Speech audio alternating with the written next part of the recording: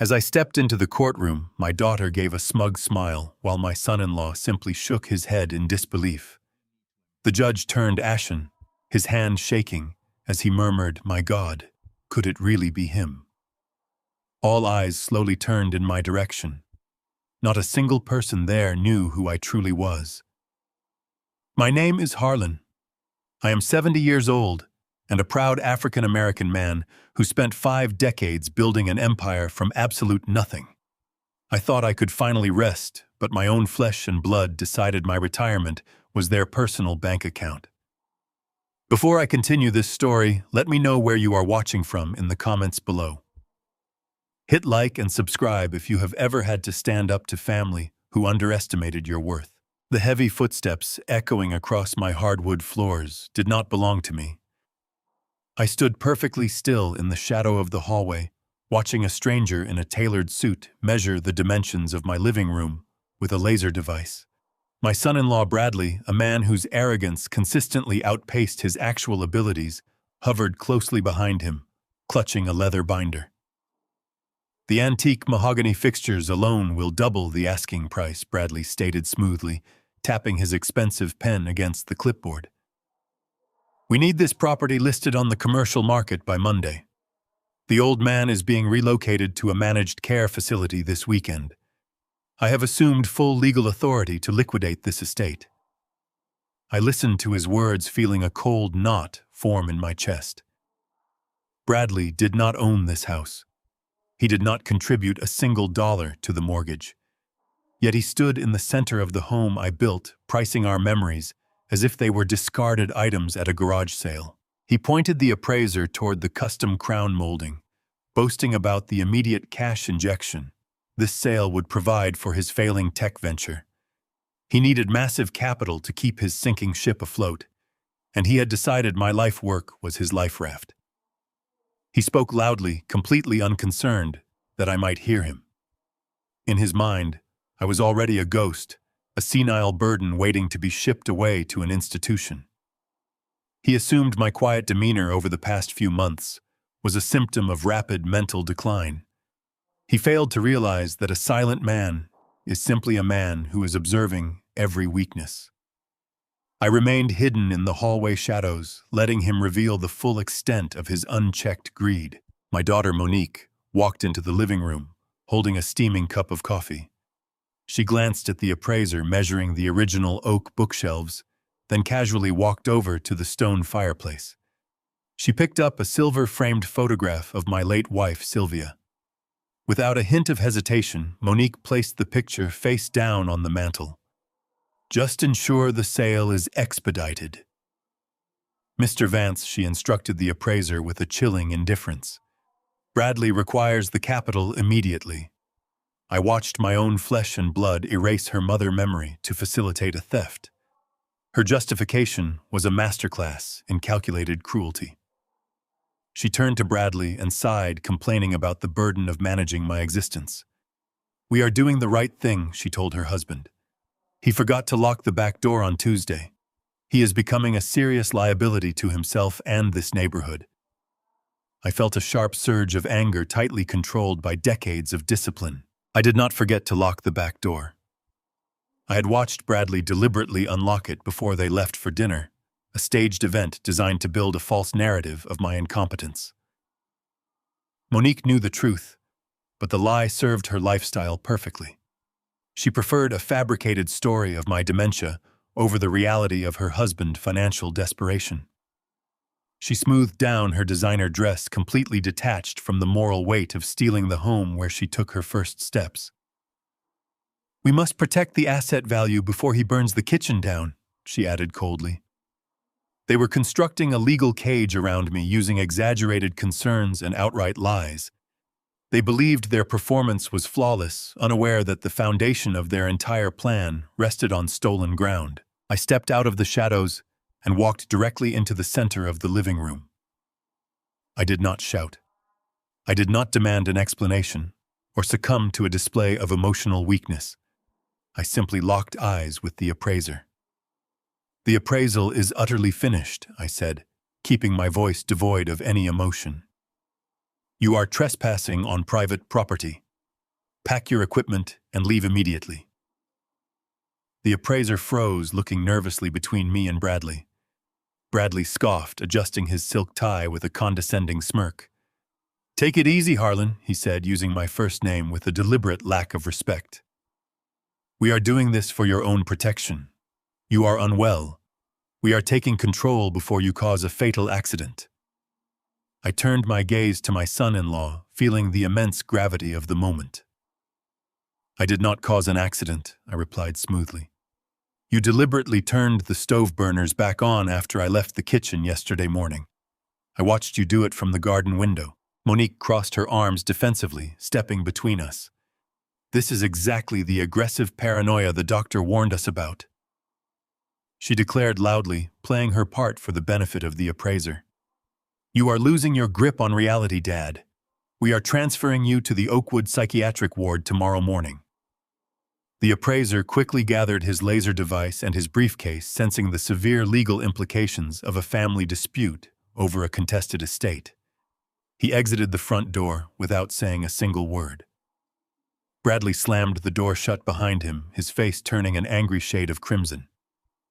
"You are making this incredibly difficult," Bradley warned, pointing a rigid finger directly at my chest. I did not back away from his pointing finger. "You have absolutely no right to sell this property," I stated with absolute certainty. "You will not move me from my own home." Bradley let out a harsh, mocking laugh. He reached into his leather binder and pulled out a thick stack of documents bearing official hospital seals. "I have the medical proxies, Harlan," he snarled, shoving the papers toward me. "I have the sworn psychiatric evaluations proving you are entirely unfit to manage your own life. I am your legal conservator now. You will be in a managed care facility by Sunday, or I will have the authorities drag you out in restraints." I looked at the documents, recognizing the signature of a highly corrupt physician whose clinic sat in the wealthiest district of the city. Bradley had literally purchased my incapacitation. He had bribed a medical professional to bypass the legal system and steal my estate in broad daylight. I did not argue with a man who had already declared total war. Arguing would only validate his false narrative of my aggression. I turned my back to them and walked steadily toward my private study, locking the heavy wooden door behind me. The battle lines were explicitly drawn. They had struck the first blow, relying on the assumption that a 70-year-old man lacked the resources to fight back. They believed they were hunting a frail, defenseless animal. They were entirely unaware that they had just stepped into an iron trap. I sat at my mahogany desk and picked up my encrypted phone. The time for silent observation was over. The counteroffensive had officially begun. As I stepped into the courtroom, my daughter gave a smug smile, while my son-in-law simply shook his head in disbelief. The judge turned ashen, his hand shaking, as he murmured, "God, could it really be him?" All eyes slowly turned in my direction. Not a single person there knew who I truly was. "My name is Harlan. I am 70 years old and a proud African-American man who spent 5 decades building an empire from absolute nothing. I thought I could finally rest, but my own flesh and blood decided my retirement was their personal bank account. Before I continue this story, let me know where you are watching from in the comments below. Hit like and subscribe if you have ever had to stand up to family who underestimated your worth. The heavy footsteps echoing across my hardwood floors did not belong to me. I stood perfectly still in the shadow of the hallway, watching a stranger in a tailored suit measure the dimensions of my living room with a laser device. My son-in-law Bradley, a man whose arrogance consistently outpaced his actual abilities, hovered closely behind him, clutching a leather binder. "The antique mahogany fixtures alone will double the asking price," Bradley stated smoothly, tapping his expensive pen against the clipboard. "We need this property listed on the commercial market by Monday. The old man is being relocated to a managed care facility this weekend. I have assumed full legal authority to liquidate this estate." I listened to his words, feeling a cold knot form in my chest. Bradley did not own this house. He did not contribute a single dollar to the mortgage. Yet he stood in the center of the home I built, pricing our memories as if they were discarded items at a garage sale. He pointed the appraiser toward the custom crown molding, boasting about the immediate cash injection this sale would provide for his failing tech venture. He needed massive capital to keep his sinking ship afloat, and he had decided my life work was his life raft. He spoke loudly, completely unconcerned that I might hear him. In his mind, I was already a ghost, a senile burden, waiting to be shipped away to an institution. He assumed my quiet demeanor over the past few months was a symptom of rapid mental decline. He failed to realize that a silent man is simply a man who is observing every weakness. I remained hidden in the hallway shadows, letting him reveal the full extent of his unchecked greed. My daughter Monique walked into the living room holding a steaming cup of coffee. She glanced at the appraiser measuring the original oak bookshelves, then casually walked over to the stone fireplace. She picked up a silver-framed photograph of my late wife, Sylvia. Without a hint of hesitation, Monique placed the picture face down on the mantel. "Just ensure the sale is expedited, Mr. Gable," she instructed the appraiser with a chilling indifference. "Bradley requires the capital immediately." I watched my own flesh and blood erase her mother memory to facilitate a theft. Her justification was a masterclass in calculated cruelty. She turned to Bradley and sighed, complaining about the burden of managing my existence. "We are doing the right thing," she told her husband. "He forgot to lock the back door on Tuesday. He is becoming a serious liability to himself and this neighborhood." I felt a sharp surge of anger tightly controlled by decades of discipline. I did not forget to lock the back door. I had watched Bradley deliberately unlock it before they left for dinner, a staged event designed to build a false narrative of my incompetence. Monique knew the truth, but the lie served her lifestyle perfectly. She preferred a fabricated story of my dementia over the reality of her husband's financial desperation. She smoothed down her designer dress, completely detached from the moral weight of stealing the home where she took her first steps. "We must protect the asset value before he burns the kitchen down," she added coldly. They were constructing a legal cage around me using exaggerated concerns and outright lies. They believed their performance was flawless, unaware that the foundation of their entire plan rested on stolen ground. I stepped out of the shadows and walked directly into the center of the living room. I did not shout. I did not demand an explanation or succumb to a display of emotional weakness.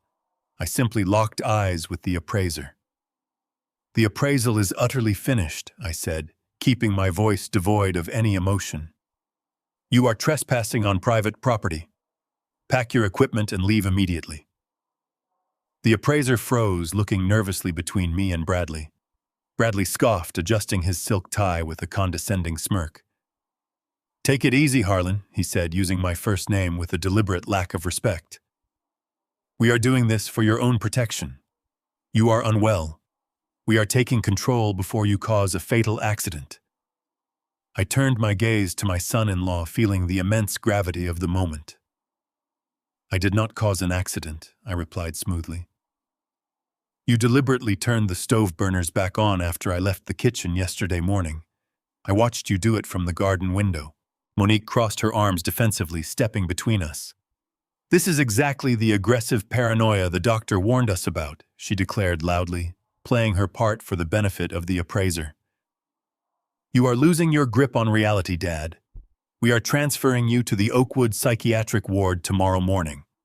The appraiser quickly gathered his laser device and his briefcase, sensing the severe legal implications of a family dispute over a contested estate. He exited the front door without saying a single word. Bradley slammed the door shut behind him, his face turning an angry shade of crimson.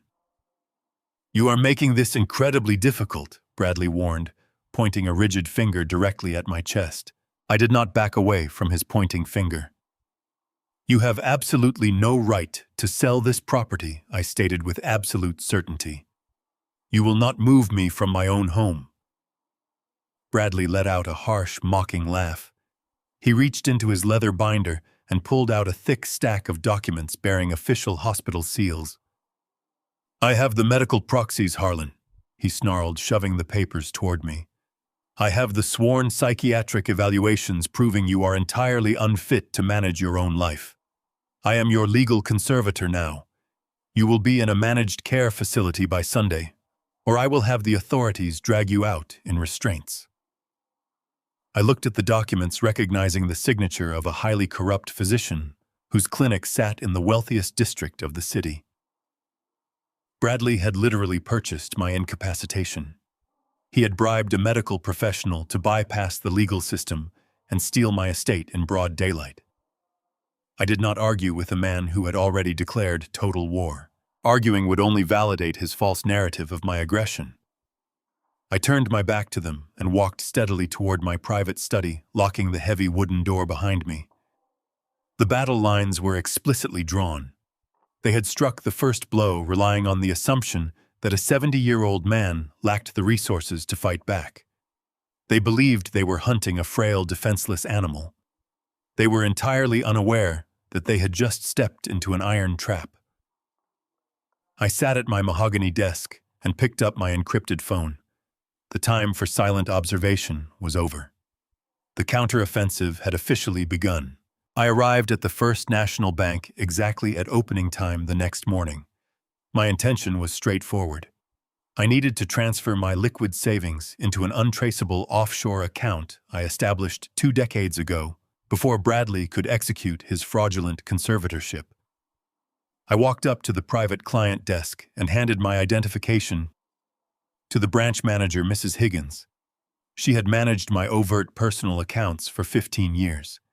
She typed my information into the terminal. Her professional smile vanished instantly. She stared at the monitor, the color draining from her cheeks. She looked around the bank lobby nervously before leaning across her mahogany desk. "Mr. Harlan, I am profoundly sorry," she whispered, her voice tight with genuine terror. "Your accounts are entirely frozen. I cannot authorize any withdrawals or transfers.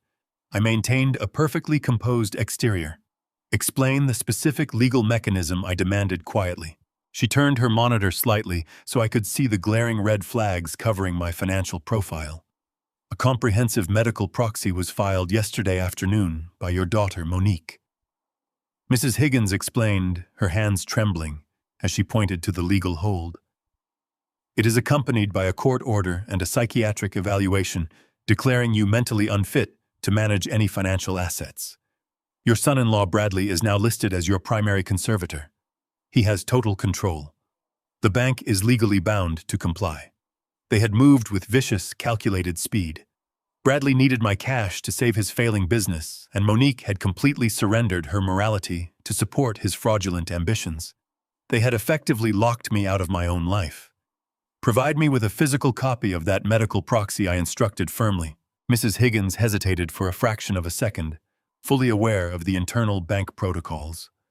However, she knew I was a man of precise intellect, completely unburdened by the dementia my family claimed I possessed.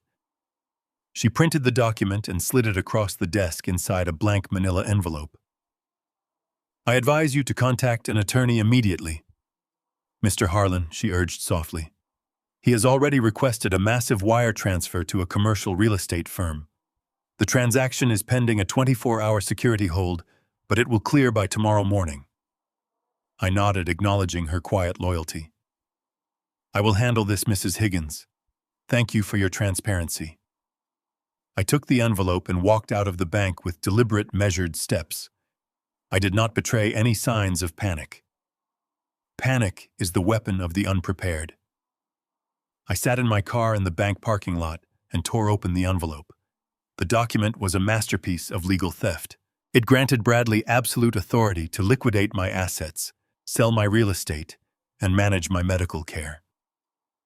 The foundation of this devastating document was a psychiatric evaluation attached to the final page. I scanned the medical jargon, brushing past the fabricated symptoms of aggressive paranoia and severe cognitive decline. My eyes locked onto the signature at the bottom of the page. It belonged to a Dr. Eris Thorne. The clinic address was located in the most expensive, corrupt medical district in the city.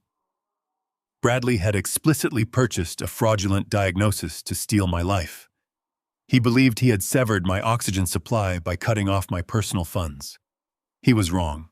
The name Dr. Aris Thorne triggered a very specific memory. 20 years ago, during the aggressive expansion of my commercial real estate firm, Vanguard Holdings, I had crossed paths with that exact medical district. Dr. Thorne was notorious among the city elite for providing custom medical evaluations for hefty, untraceable cash payments. He specialized in signing off on lucrative insurance claims and highly questionable conservatorships. I had personally spearheaded a commercial zoning war that forced his previous illicit clinic out of a prime downtown location. He was a man driven entirely by greed, devoid of any medical ethics. Bradley had found the perfect mercenary for his scheme. He had undoubtedly paid Dr. Thorne an exorbitant sum to sign the papers condemning me to a psychiatric ward. This piece of information was exactly the leverage I needed.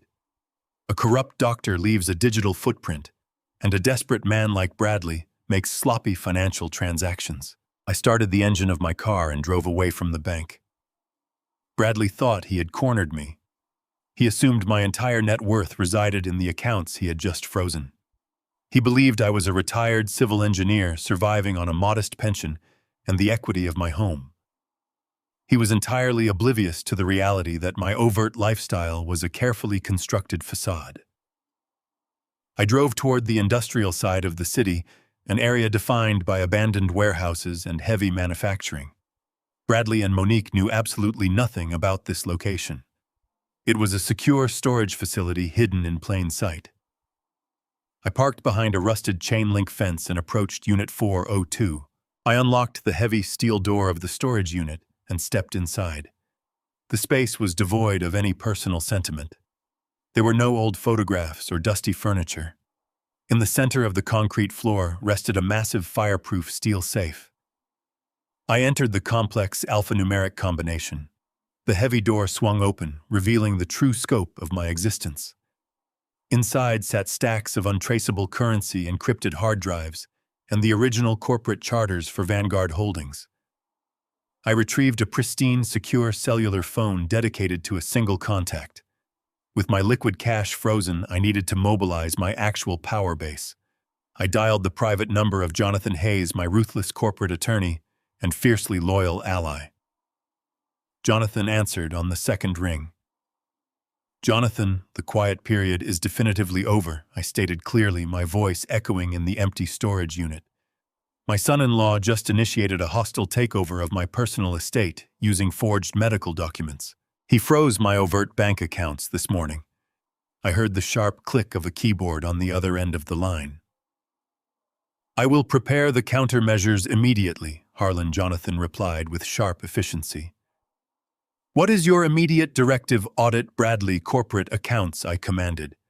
"Find the crushing debt he is desperately trying to hide. Then initiate a deep forensic trace on a Dr. Aris Thorne. Bradley paid him for a fraudulent diagnosis, and I want the exact wire transfer receipt. We are going to dismantle his empire brick by brick before we ever step foot inside a courtroom." The war had officially escalated, and I was armed. I parked my car in the driveway and noticed a sterile white transport van idling near the front garden. Bradley stood on the porch checking his expensive watch with clear agitation. Flanking him were two massive men in matching medical scrubs, their posture radiating aggressive authority. They were not nurses. They were institutional enforcers hired specifically to handle physical resistance. I walked towards the front steps, maintaining a slow, deliberate pace. Bradley stepped forward, crossing his arms over his chest. He looked down at me with absolute contempt. The orderlies stepped up right behind him, silently blocking my path to the front door. "You made a critical error trying to withdraw funds yesterday," Harlan Bradley stated coldly. "The bank notified me immediately as your legal conservator. Your reckless behavior proves you are a danger to yourself. The transition ends right now. These gentlemen are going to escort you to the Oakwood psychiatric ward. If you refuse to walk to the van voluntarily, they are legally authorized to restrain you for your own safety." One of the orderlies reached into his pocket and produced a set of heavy nylon restraints. He took a menacing step toward me, his eyes locked onto my shoulders. They expected a desperate, screaming old man fighting for his dignity.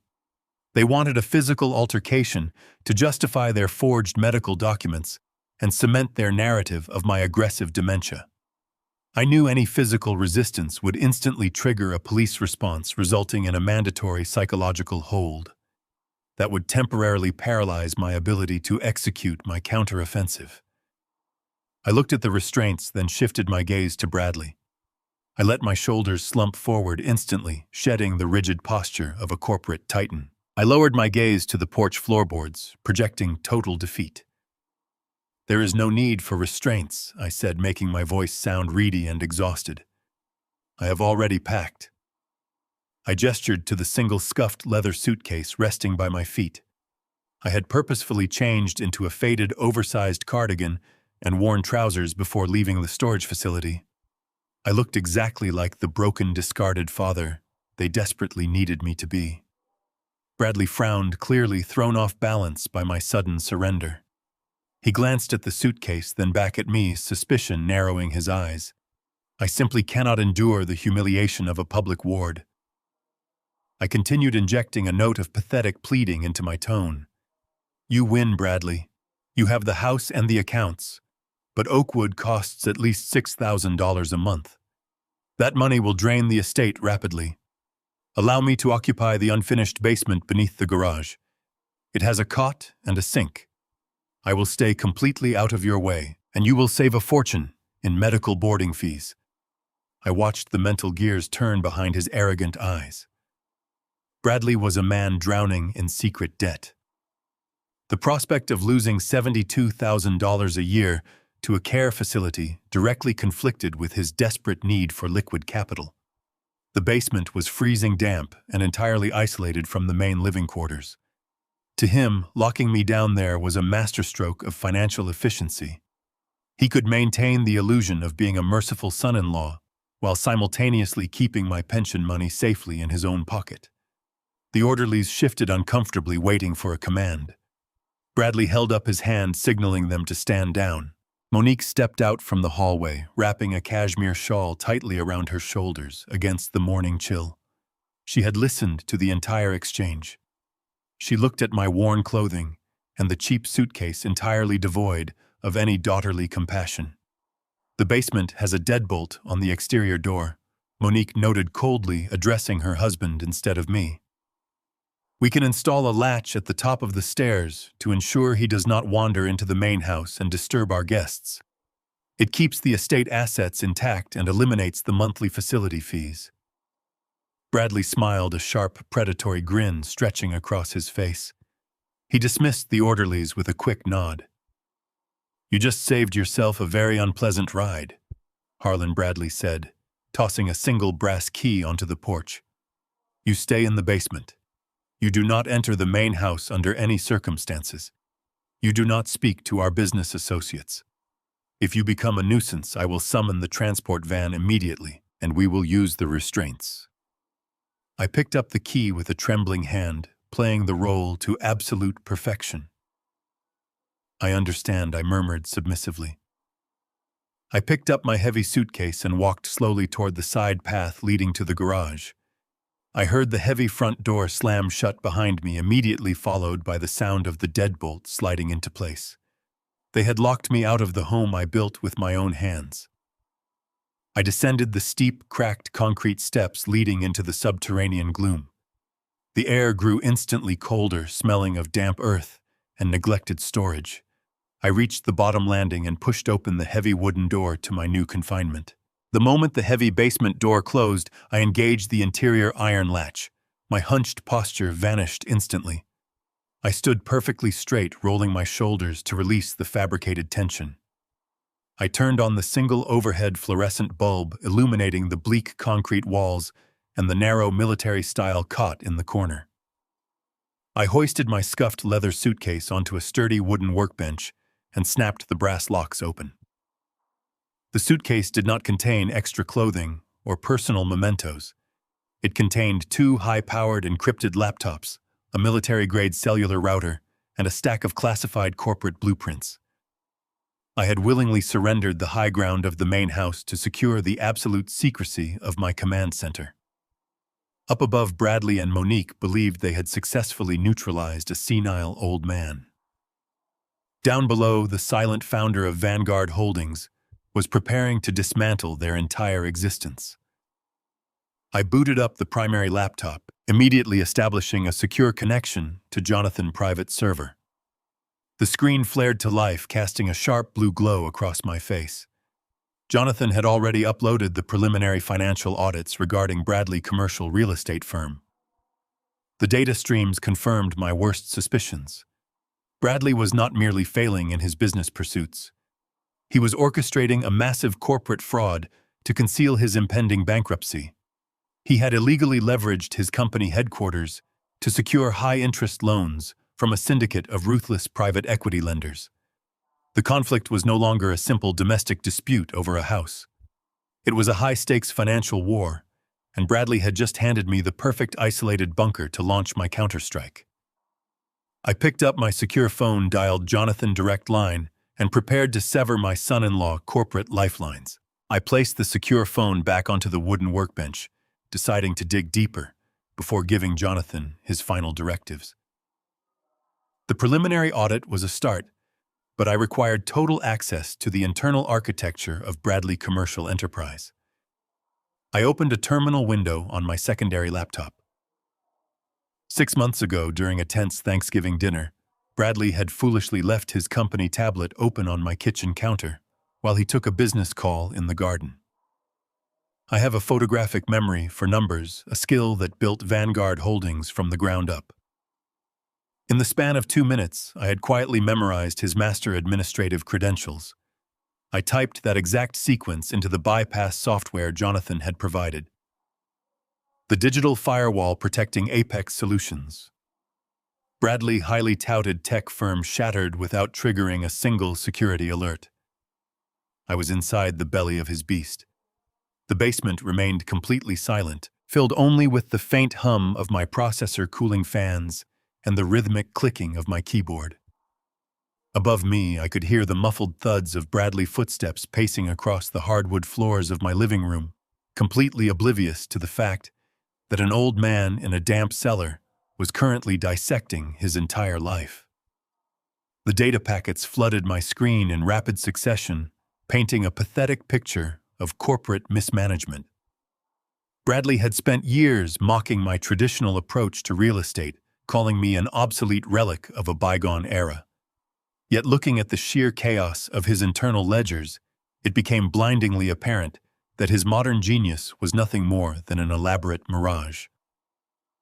I isolated the primary accounting server and began extracting the hidden ledgers he kept deliberately separated from his public tax filings. The true scope of his failure materialized in glaring red figures across my monitor. Apex Solutions was entirely bankrupt. Bradley had burned through his initial venture capital in less than 18 months, squandering funds on lavish corporate retreats and luxury vehicles to project an image of undeniable success. When the legitimate funding dried up, he turned to the shadows. He had secured a predatory loan of $5 million from a ruthless private equity syndicate operating out of Chicago. These were not traditional bankers willing to negotiate extensions or restructure payment plans. They were aggressive corporate mercenaries known for dismantling companies and seizing personal assets with brutal efficiency. The principal payment was due by the end of the current month. If Bradley defaulted, the syndicate would legally strip him of everything, including his freedom, as the internal emails proved he had lied on the initial loan applications. This staggering debt explained his sudden violent urgency to declare me mentally incompetent. He needed the immediate liquidation of my estate to pacify his creditors. My house, my investments, and my pension were the only things standing between him and absolute ruin. He was not sending me to a psychiatric ward out of misplaced familial concern. He was sacrificing my life to purchase his own survival. The sheer audacity of his plan fueled the cold fire burning in my chest. He had calculated my worth down to the final penny, assuming I would simply fade away quietly under the weight of his fabricated medical documents. I downloaded the entire folder of his illicit loan agreements, securing the digital proof of his federal wire fraud. His corporate empire was a hollow shell, and I held the detonator. I shifted my focus away from his corporate accounts and accessed the shared personal banking profiles. I needed to understand Monique's exact role in this catastrophic failure. Sylvia and I had established an ironclad inheritance trust for our daughter on her 21st birthday, designed to provide her with absolute financial independence. I ran the routing numbers through the secure server, expecting to see a healthy reserve. The final balance loaded on the screen, reading precisely 0. My hands gripped the edge of the workbench. Bradley had systematically drained Monique's inheritance over the past 3 years. Hundreds of thousands of dollars had been funneled directly into the bleeding wound of his tech company. I pulled up the transaction authorization logs. Every single withdrawal bore Monique's digital signature. She knew. She had willingly handed over the safety net her mother and I spent decades weaving. My daughter was not a naive victim caught in the crossfire of a greedy husband. She was a fully complicit accomplice. When the trust money evaporated, she had actively chosen to help Bradley orchestrate my destruction, rather than face the humiliating reality of their shared financial collapse. She stood in my living room and turned her mother photograph face down because she could not bear to look at the legacy she was actively betraying.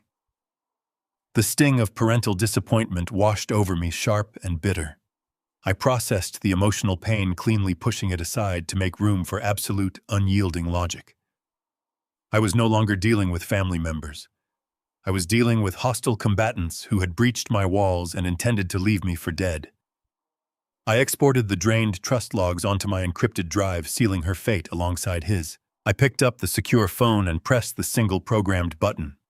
Jonathan answered instantly, matching the severe urgency of the moment. "I have the complete internal audit," I stated, my voice echoing off the concrete walls. "Bradley owes $5 million to the Chicago syndicate. His company is worthless, and he drained Monique Trust Fund to 0. They need my estate liquidated by next week, or the private equity firm will tear them apart." A low whistle escaped Jonathan's lips over the receiver. "The medical proxy is his bridge loan," Jonathan confirmed. "He intends to use the psychiatric hold to leverage your property immediately. We must sever his access to any temporary capital before the court hearing." "Initiate the financial suffocation protocol," I commanded smoothly. "Flag his corporate tax identification across all major lending networks. Ensure that if he attempts to secure a secondary loan using my estate as pending collateral, the request is instantly denied. Consider his credit lines utterly paralyzed," Jonathan replied. "I will route the alerts through our ghost subsidiaries." "What is your next move regarding the physical property?" "The property is the bait," I answered, staring at the concrete ceiling. "Bradley believes he controls the board because he controls the house above me. It is time to remind him who actually owns the ground he stands on. Draft the commercial eviction notice for his corporate headquarters. Have it delivered directly to his executive desk by a uniformed process server first thing Monday morning." I hung up the phone and closed the laptops. Bradley wanted a war over real estate. I was going to give him a brutal lesson in true ownership. The heavy iron latch on the exterior basement door clicked precisely at midnight. I unlocked the deadbolt and pulled the steel-reinforced door open. Jonathan stepped out of the freezing rain and into the subterranean gloom, shaking the water from his dark wool overcoat.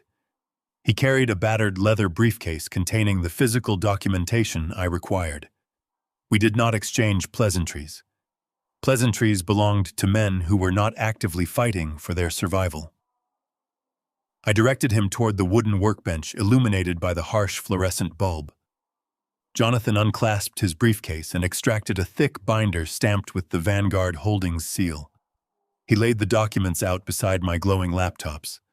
I pointed to the glowing financial audit on the screen, detailing Bradley's massive $5 million debt to the Chicago syndicate. Jonathan examined the figures, his jaw clenching, as he processed the sheer magnitude of the fraud. "Bradley is a dead man walking," Jonathan stated flatly, tracing the digital ledger with his pen. The syndicate will seize his personal assets by the end of the quarter. I tapped the thick binder resting on the workbench. He intends to use my estate to pay his executioners, I replied coldly. We are going to ensure he has absolutely nothing left to offer them. Jonathan opened the binder to the central land charters. The heavy parchment detailed the intricate web of shell companies and holdings I had spent a lifetime constructing. We spread the topographical maps across the workbench, flattening the edges. We cross-referenced the property lines with Bradley's corporate tax filings. The geometry of his destruction was laid out in black and white. Bradley believed his tech firm operated autonomously. He was completely blind to the architectural reality of his own business. 50 years ago, I poured concrete foundations for commercial high-rises in the freezing sleet. I saved every dollar purchasing neglected industrial lots and transforming them into premium commercial real estate. Vanguard Holdings was born from calloused hands and absolute financial discipline. Bradley, born into generational wealth and armed with a hollow Ivy League degree, always viewed my traditional wealth as primitive. He frequently boasted at dinner parties about disrupting the market, entirely unaware that he was renting space inside my fortress. When Bradley secured the lease for Apex Solutions' corporate headquarters 3 years ago, he negotiated with a nameless subsidiary managed by a remote holding firm. I had structured a blind trust specifically to insulate my assets from family interference. I owned the concrete beneath his desk, the steel beams supporting his glass office, and the very parking lot where he parked his leased luxury vehicles. He signed a 10-year commercial charter with an entity he believed was a faceless corporation out of Delaware. He never bothered to trace the corporate lineage past the primary shell company. I traced my finger over the original land deed displayed on the workbench. The document preserved my absolute jurisdiction over the property. I had effectively subsidized his arrogance, allowing him to play the role of a successful tech visionary while sitting on my property. Monique had mocked my outdated business model just last week, demanding I hand over control to a man who understood the modern economy. She did not know her husband was essentially a tenant farming on my land. Their entire reality was a fragile illusion built on top of my silent labor. The foundation of his empire belonged entirely to me. I turned my attention back to Jonathan, locking eyes with my attorney. The time for observation had expired. I needed to paralyze Bradley's operation before he could finalize the medical conservatorship. Terminate the commercial lease for Apex Solutions immediately, I commanded, my voice sharp and unyielding. Execute the penalty clauses hidden within the original charter. Jonathan rapidly took notes on a legal pad. Bradley violated the core terms of the agreement by illegally leveraging the building as collateral for his private equity loan, confirmed, his pen moving swiftly. That constitutes a material breach of contract. The lease is effectively void. I nodded, leaning over the corporate blueprints. Do not merely evict him. I want the financial pressure to be absolute and suffocating. Demand immediate payment for 3 years of back rent based on the penalty multiplier. I want the eviction notice served to his executive desk at exactly 9 o'clock tomorrow morning. I want his employees to watch him receive it.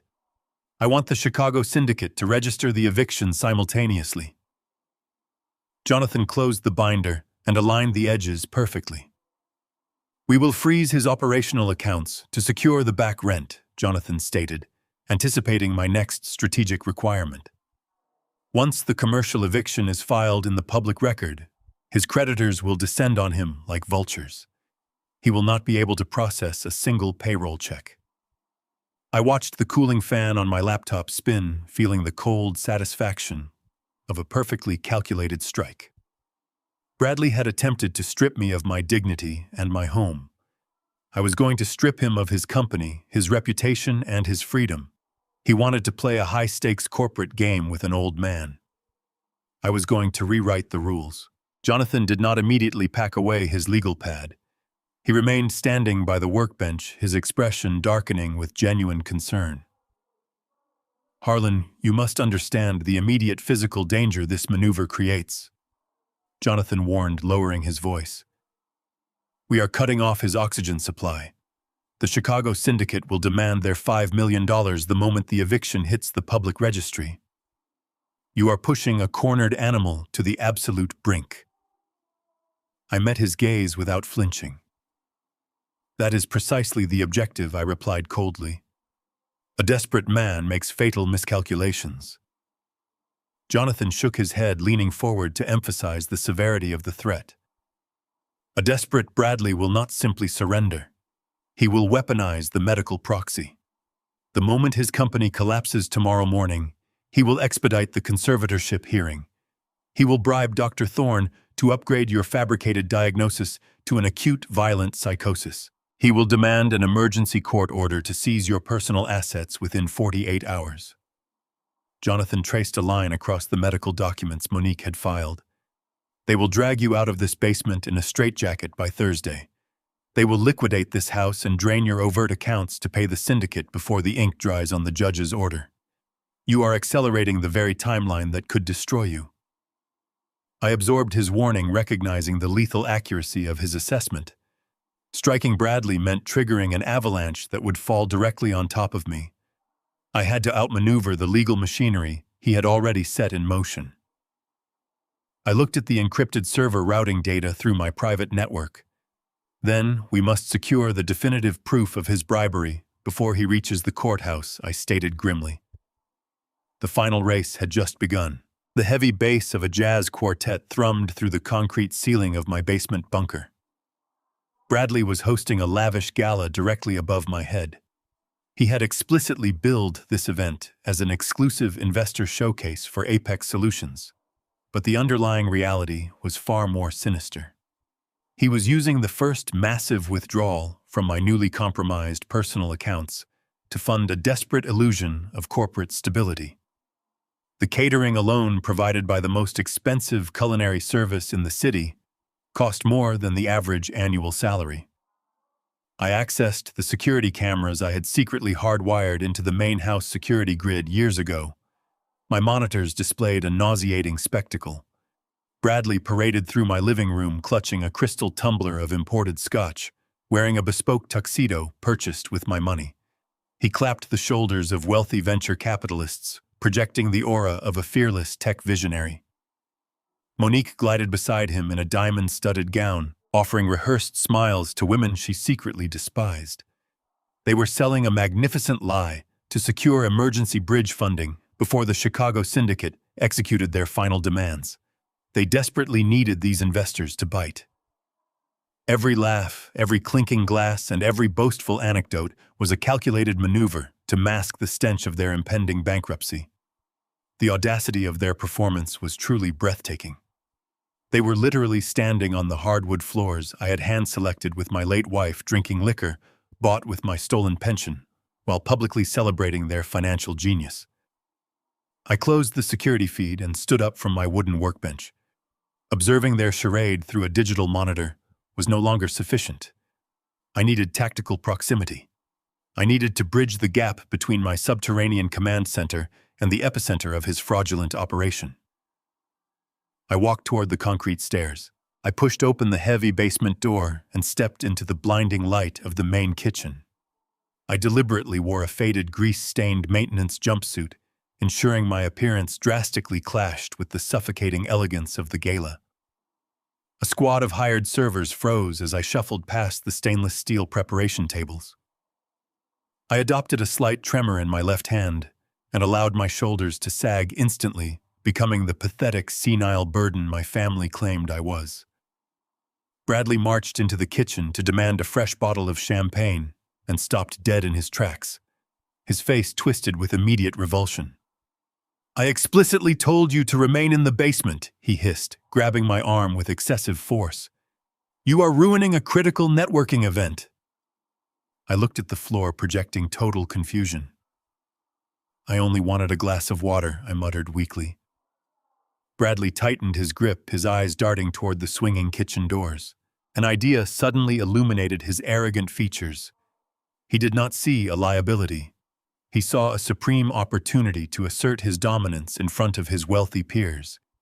He grabbed a silver tray loaded with crystal champagne flutes and shoved it violently into my hands.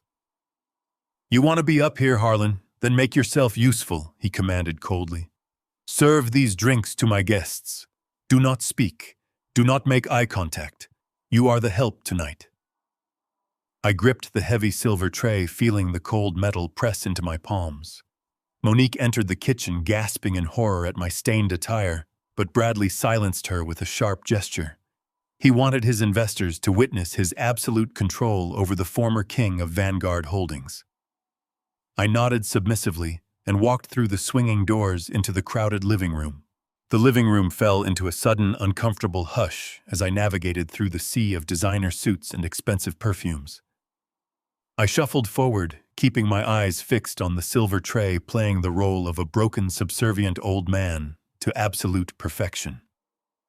Bradley trailed closely behind me, offering loud, condescending apologies to his investors. "Please excuse my father-in-law," Bradley announced smoothly, ensuring his voice carried across the entire room.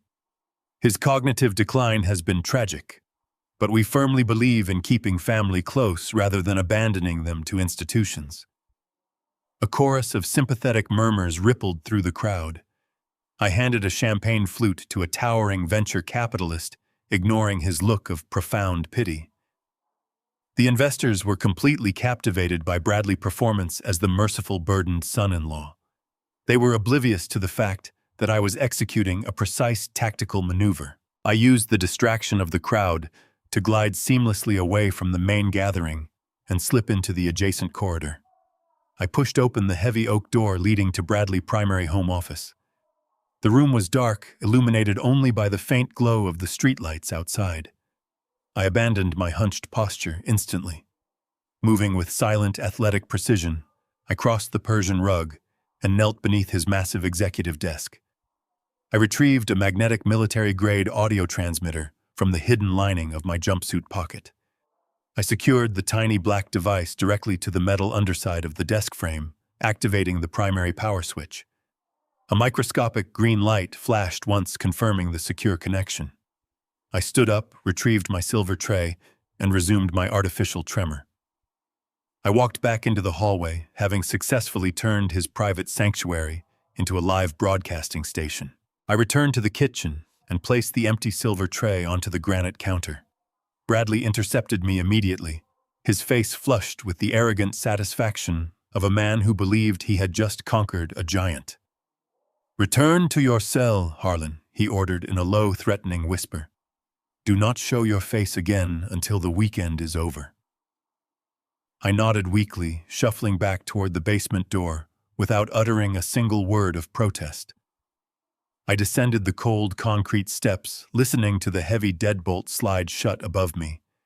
The moment the locking mechanism clicked, my demeanor shifted from passive surrender to absolute focus. I walked directly to my wooden workbench and powered up the secondary encrypted laptop. I launched the audio interception software Jonathan had specifically engineered for this exact scenario. A digital waveform flatlined across the monitor, waiting for an incoming signal. I plugged a pair of noise-canceling headphones into the terminal and adjusted the frequency receiver. The green indicator light on the screen verified that the micro recorder upstairs was transmitting a flawless, uninterrupted audio feed. I leaned back in my chair, staring at the concrete ceiling. Bradley believed he had humiliated me in front of the city financial elite. He thought my silence was the ultimate proof of my mental decay. He did not realize that true power never requires an audience. A desperate man under the crush of a $5 million debt will inevitably make mistakes, and those mistakes are always made in the perceived safety of a private room. The jazz music upstairs faded into a distant murmur as my headphones filled with the crisp, ambient sound of Bradley's office. I rested my hands on the keyboard, waiting in the darkness to capture the exact moment he finalized his own destruction. The digital audio feed crackled with microscopic clarity inside my noise-canceling headphones. I sat perfectly still in the damp chill of the basement, my eyes locked on the fluctuating green waveforms tracking across my laptop screen. Above me, the muffled bass of the jazz quartet continued to thrum, but the micro-recorder isolated the sound of the heavy oak door swinging shut in the executive office. The latch clicked, sealing the room. Heavy, uneven footsteps paced across the Persian rug. Bradley was pacing. I heard the unmistakable sound of a crystal tumbler clinking against a wooden coaster, followed by a sharp exhale. He punched a sequence of numbers into his mobile phone. The speakerphone engaged, broadcasting the dial tone directly to my receiver. A smooth, meticulously professional voice answered on the third ring. Bradley did not bother with pleasantries.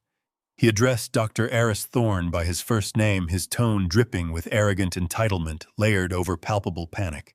The physician sounded mildly irritated by the late-hour intrusion, reminding Bradley of the professional boundaries they had supposedly established. Bradley dismissed the reprimand instantly. He demanded immediate escalation of the medical proxy.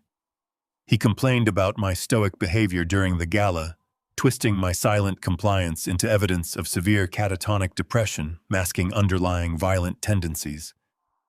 I listened to my son-in-law construct an entirely fabricated narrative of my mental collapse, piece by piece, presenting it to a licensed medical professional.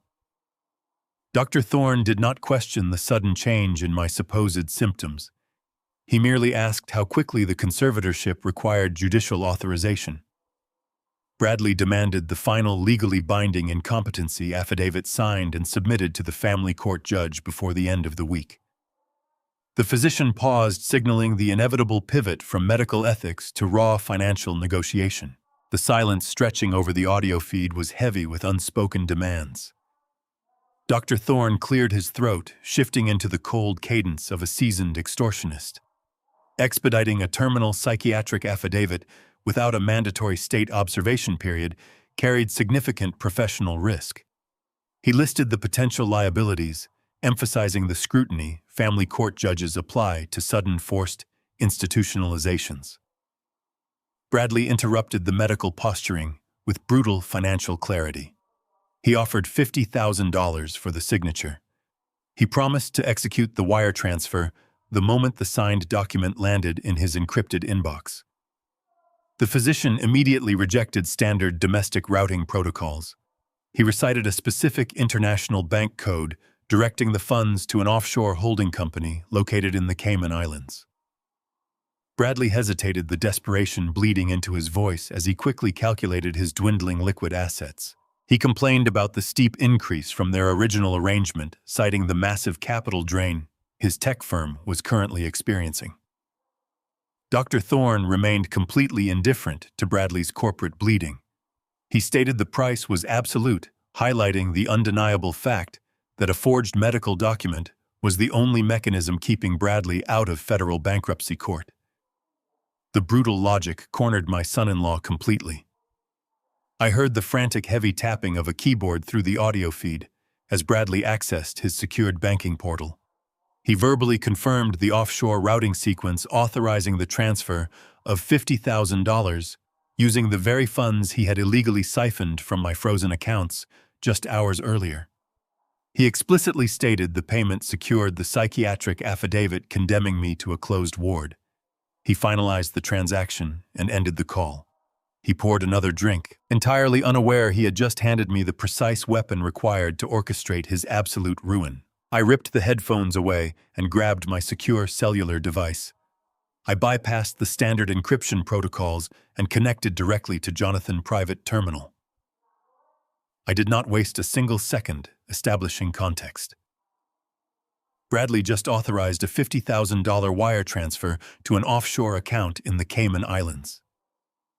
I commanded, my voice slicing through the damp air of the basement. The payment is a direct bribe to Dr. Eris Thorne in exchange for a forged incompetency affidavit.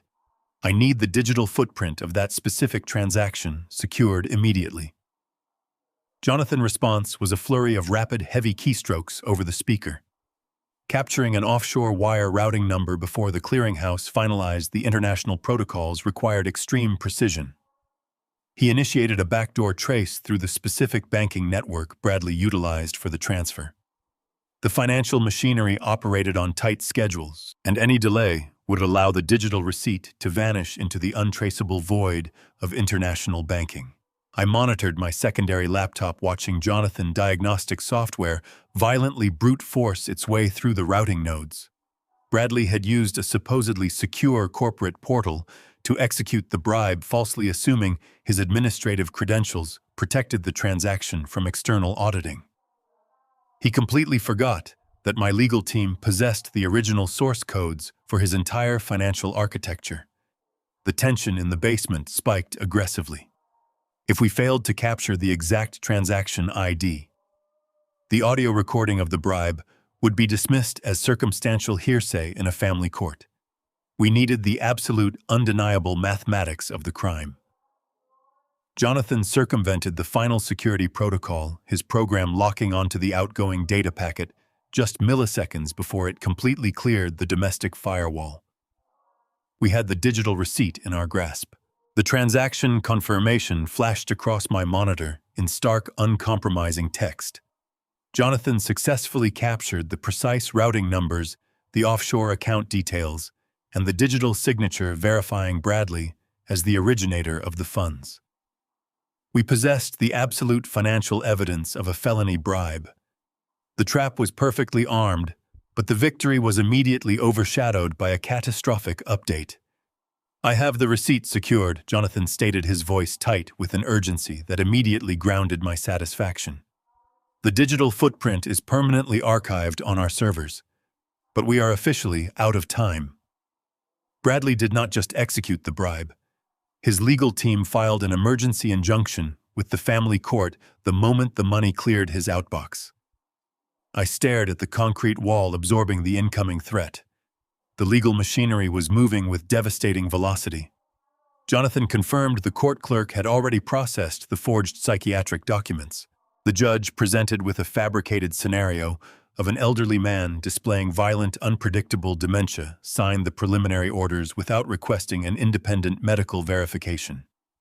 The trap was snapping shut around me. "The official competency hearing is locked into the docket for this Thursday morning at exactly 9 o'clock, Jonathan warned grimly.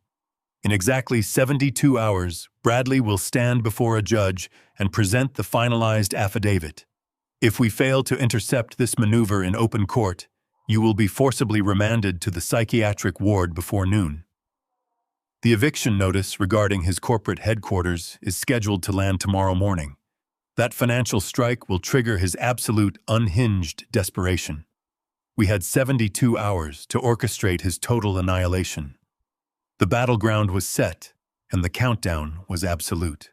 The heavy deadbolt disengaged with a sharp metallic clack shattering the basement silence. The wooden door swung inward, casting a wedge of harsh hallway light down the concrete stairs. Monique descended her sharp heels, clicking against the cold cement with a steady, arrogant rhythm.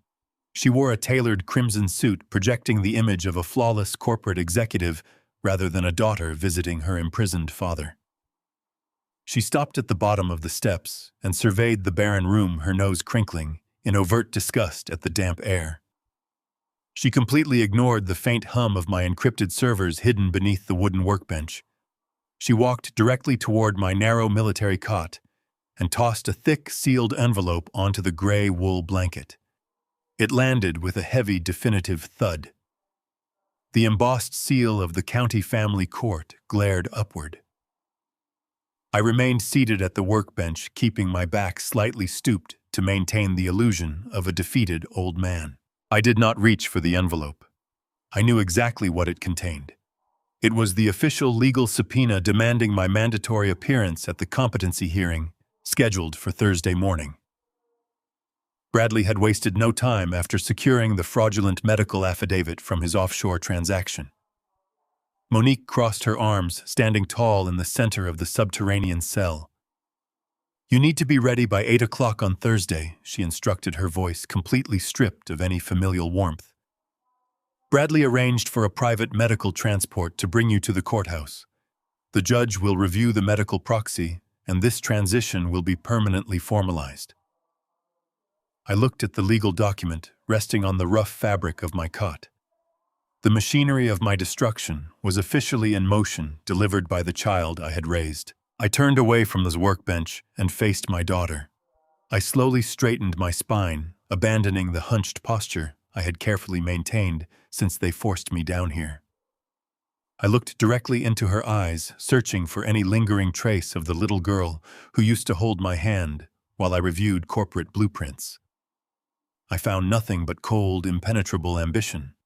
I was about to execute a sequence of events that would annihilate her husband and completely eradicate her comfortable existence.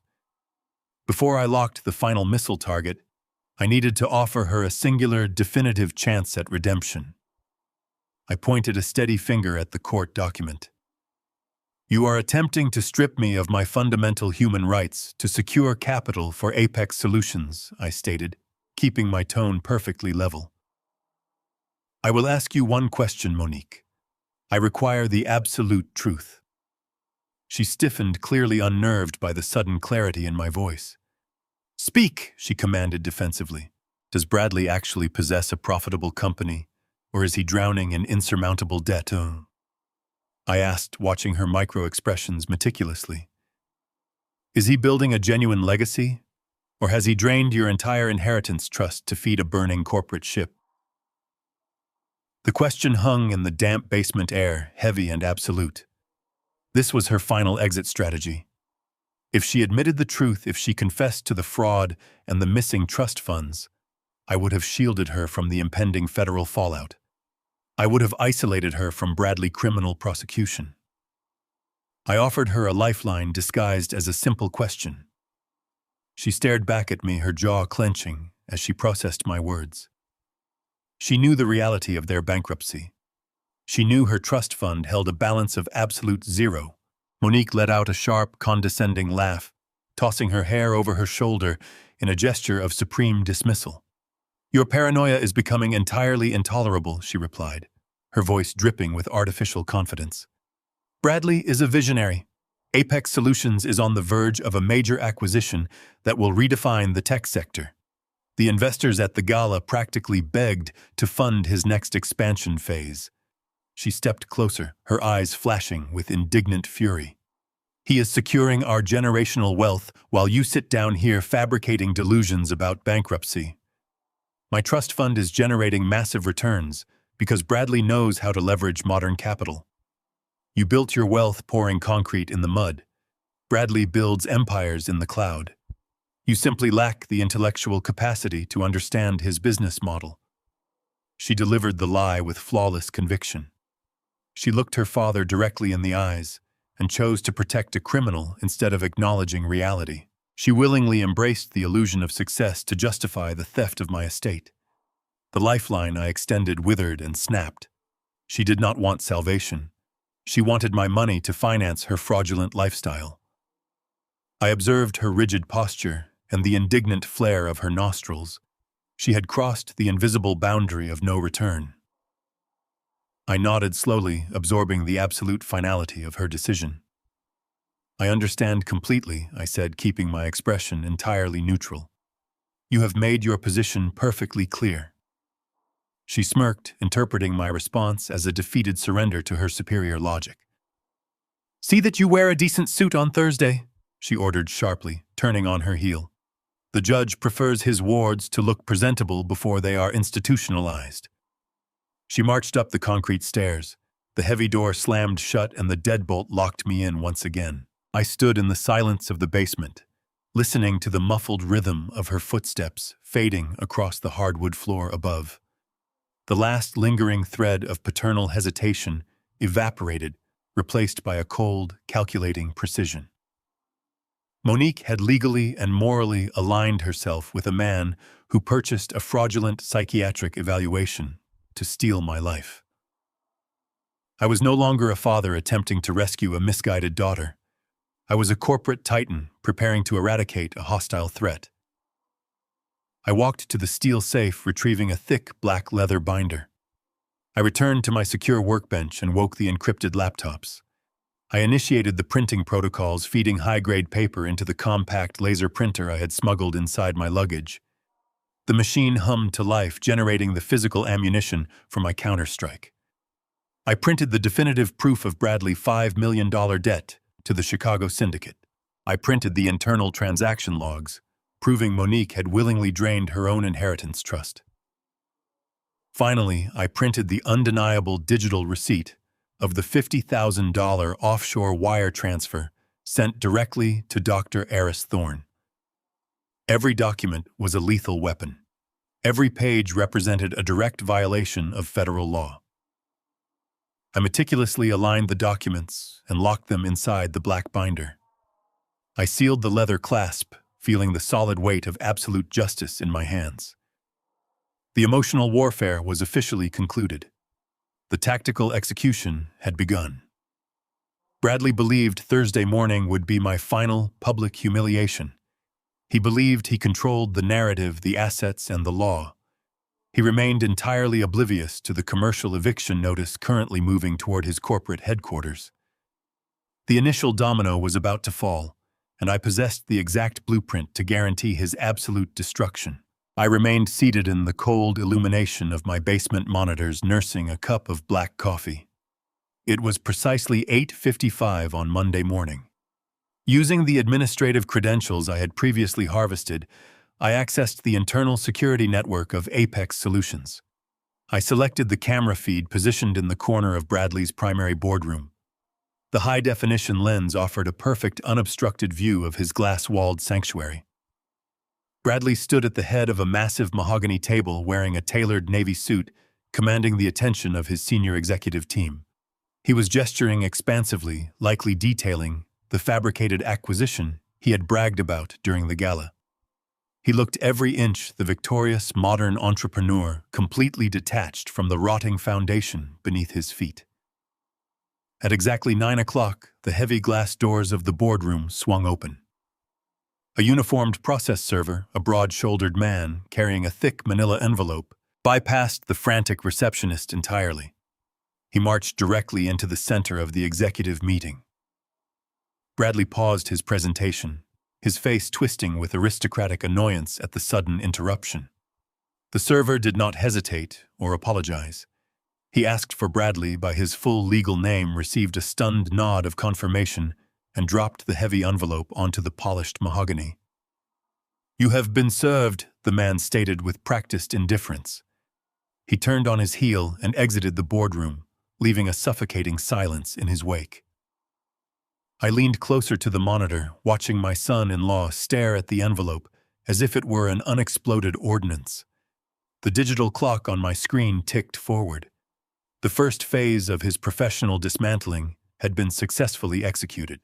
Bradley broke the silence with a sharp, dismissive laugh. I watched through the security feed as he picked up the envelope, shaking his head at his bewildered executives. He sliced the seal open with a silver letter opener, projecting an aura of total, unbothered confidence. He pulled out the heavy stack of legal documents bearing the Vanguard Holdings watermark. "It is merely a clerical error from our commercial landlord, Bradley," announced, smoothly waving the paper in the air. "Some faceless Delaware holding company is cross-wiring our lease payments with another tenant." He dropped the eviction notice back onto the table and pulled out his mobile phone. "I will have this rectified in 2 minutes." He dialed the contact number listed on the property management letterhead. He engaged the speakerphone, ensuring his executive team could witness his swift resolution of the minor annoyance. I switched my audio interception software to monitor his outgoing call. The line connected to a severe, automated corporate directory Jonathan had meticulously established through our ghost subsidiaries. A cold, recorded voice prompted him to enter his tenant identification number. Bradley punched the keys aggressively. The system processed the numbers and immediately transferred him to a live representative. Bradley launched into a condescending tirade demanding to speak with a regional director to correct the absurd eviction notice. The representative, a hardened legal clerk operating on Jonathan, exact instructions cut him off mid-sentence.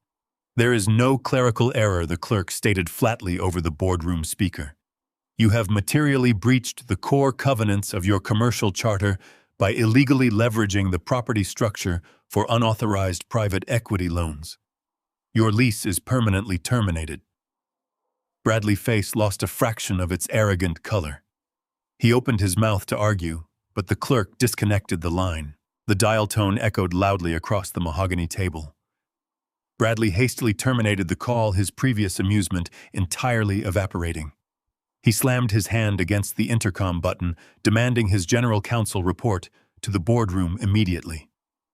Less than a minute later, a flustered corporate attorney rushed into the glass-walled room. Bradley shoved the eviction notice across the table, his voice rising in panicked octaves. "Fix this immediately," Bradley ordered, pointing a trembling finger at the legal seal. "Find the loophole. Tie them up in litigation. We are not vacating this building." The attorney adjusted his glasses and began scanning the dense paragraphs of the commercial charter. I watched the color rapidly drain from the lawyer face as he processed the ironclad language I had drafted decades ago. The attorney flipped to the penalty clauses, his hands visibly shaking. He looked up at Bradley, his expression conveying absolute doom. "There is no loophole," the attorney whispered, his voice captured perfectly by my audio intercept. "The holding company controls a blind trust with absolute jurisdiction. You signed a charter containing a strict liability clause regarding unauthorized collateralization." Bradley gripped the edge of the table, his knuckles turning white. "What are our options?" Bradley demanded, his voice dropping to a desperate hiss. The attorney swallowed hard, pointing to the final page of the document. "You have exactly 30 days to vacate the premises completely. If you contest the eviction or fail to surrender the keys, the holding company will execute the maximum penalty multipliers. They will file an immediate lawsuit for 3 years of back rent calculating damages that will instantly drain every remaining dollar in our operational accounts. You have zero legal leverage. You are standing on their property, and they are taking it back." The reality of his complete corporate exposure finally shattered Bradley's arrogant facade. He slumped into his leather executive chair, staring blankly at the glass walls of his office. His tech empire was crumbling into dust before his eyes. He had no facility, no operational capital, and no legal defense. The eviction notice was moving from a private corporate dispute into the public county registry at that exact moment. Jonathan had ensured the filing was highly visible to any automated financial monitoring systems. I sat in my basement watching the digital waveform on my monitor spike sharply. Bradley's personal mobile phone began to vibrate violently on the boardroom table. He stared at the caller identification screen, a primal terror washing over his features. He snatched the phone and pressed it to his ear, signaling his executives to leave the room immediately.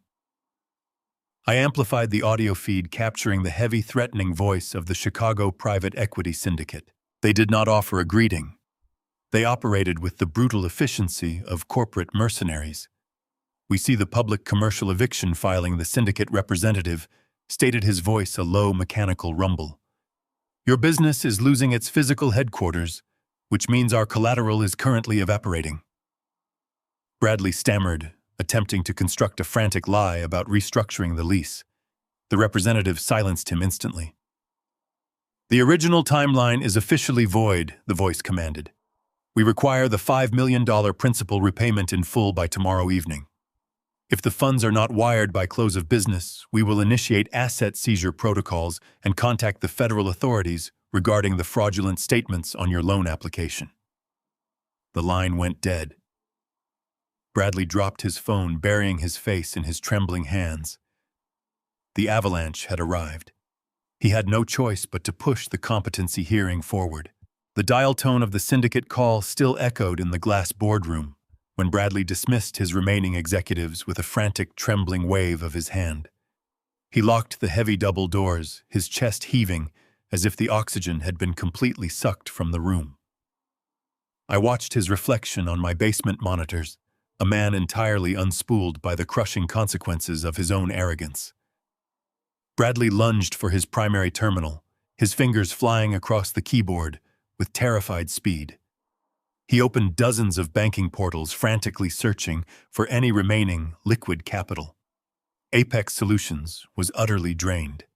The lavish gala had consumed the final dregs of their operational budget, leaving a graveyard of bounced checks and frozen credit lines. The Chicago syndicate did not bluff. They were corporate mercenaries who dismantled lives with surgical precision, and they demanded $5 million by tomorrow evening. Bradley scrubbed his face with shaking hands, his custom-tailored suit suddenly looking like a prison uniform. He pulled up Monique Inheritance Trust, desperately hoping to find a hidden reserve, only to stare at the zero balance he had personally engineered over the past 3 years. His eyes darted wildly around the lavish office until they landed on a printed appraisal of my estate. The traditional real estate portfolio I had spent 50 years building was worth 10 times his immediate debt. The realization washed over him like a sudden fever. He could not wait for the Thursday morning competency hearing.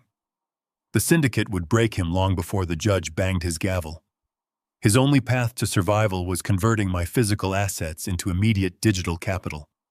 He needed a massive bridge loan, and he needed it today, using my entire life savings as collateral. Bradley accessed a hidden folder on his encrypted server, pulling up a blank commercial bridge loan application from a predatory lending firm known for bypassing standard due diligence. These were desperate back-alley lenders who charged exorbitant interest rates in exchange for releasing massive funds within 24 hours. They only required a pristine asset to leverage. Bradley quickly filled out the digital forms listing my primary residence and 3 commercial warehouses as the primary collateral. He typed in the requested $5 million, an exact match for his syndicate debt. He knew standard banks required biometric verification and in-person notary seals for transfers of this magnitude. The predatory firm, however, only required a verified digital signature and a scan of the principal owner identification. Bradley reached into his briefcase and extracted a high-resolution scan of my driver license and passport, documents Monique had quietly stolen from my safe 2 months ago under the guise of organizing my medical files. He uploaded the identification scans to the lending portal. The final step required my specific authorization. Bradley opened a separate graphic design program. He imported a high-definition image of my signature lifted directly from a Vanguard Holdings land deed he had photographed during Thanksgiving dinner. With meticulous, sweating precision, he isolated the ink strokes and overlaid my signature onto the bottom line of the bridge loan application. He adjusted the digital contrast, ensuring the forgery appeared flawless to the automated screening software. He was committing federal wire fraud and aggravated identity theft in broad daylight. The arrogance that built his hollow empire convinced him he could erase the digital evidence once he gained official legal conservatorship on Thursday. He pressed the submit button, transmitting the fraudulent application into the financial ether. Down in the damp, unforgiving chill of the basement, my monitors flared with incoming data packets. I did not need to guess his next maneuver, because I was watching it unfold in real time. The bypass software Jonathan had installed granted me absolute visibility into Bradley every keystroke.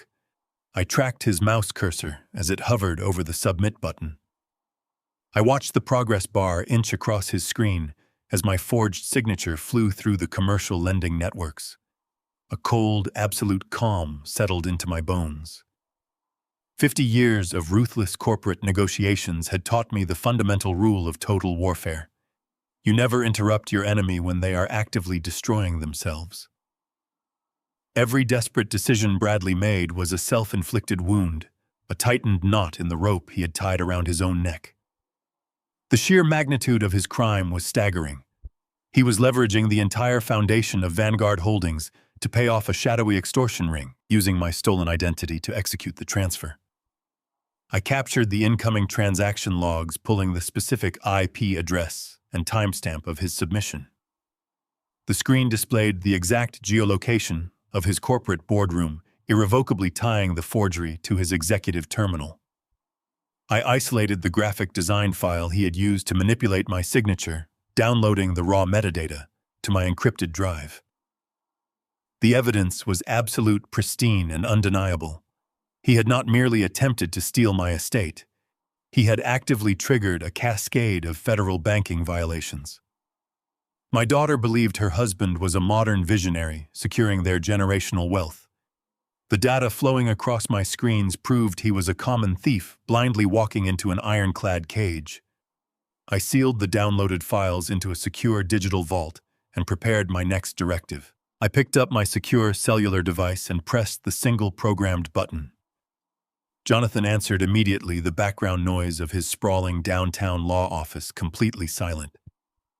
"We have the fatal error," I stated, my voice echoing off the concrete walls. "Bradley just submitted a $5 million bridge loan application, using my forged signature and stolen identification." He transmitted the file directly from his executive terminal. A sharp intake of breath hissed over the speaker. "That elevates this entirely out of civil family court." Jonathan confirmed, his tone sharpening with professional intensity. "Aggravated identity theft combined with federal wire fraud carries a mandatory minimum sentence. We have him dead to rights. Do not let the transaction linger in the commercial lending queue," I commanded smoothly. "I want you to intercept the loan application before the predatory firm can process the collateral check.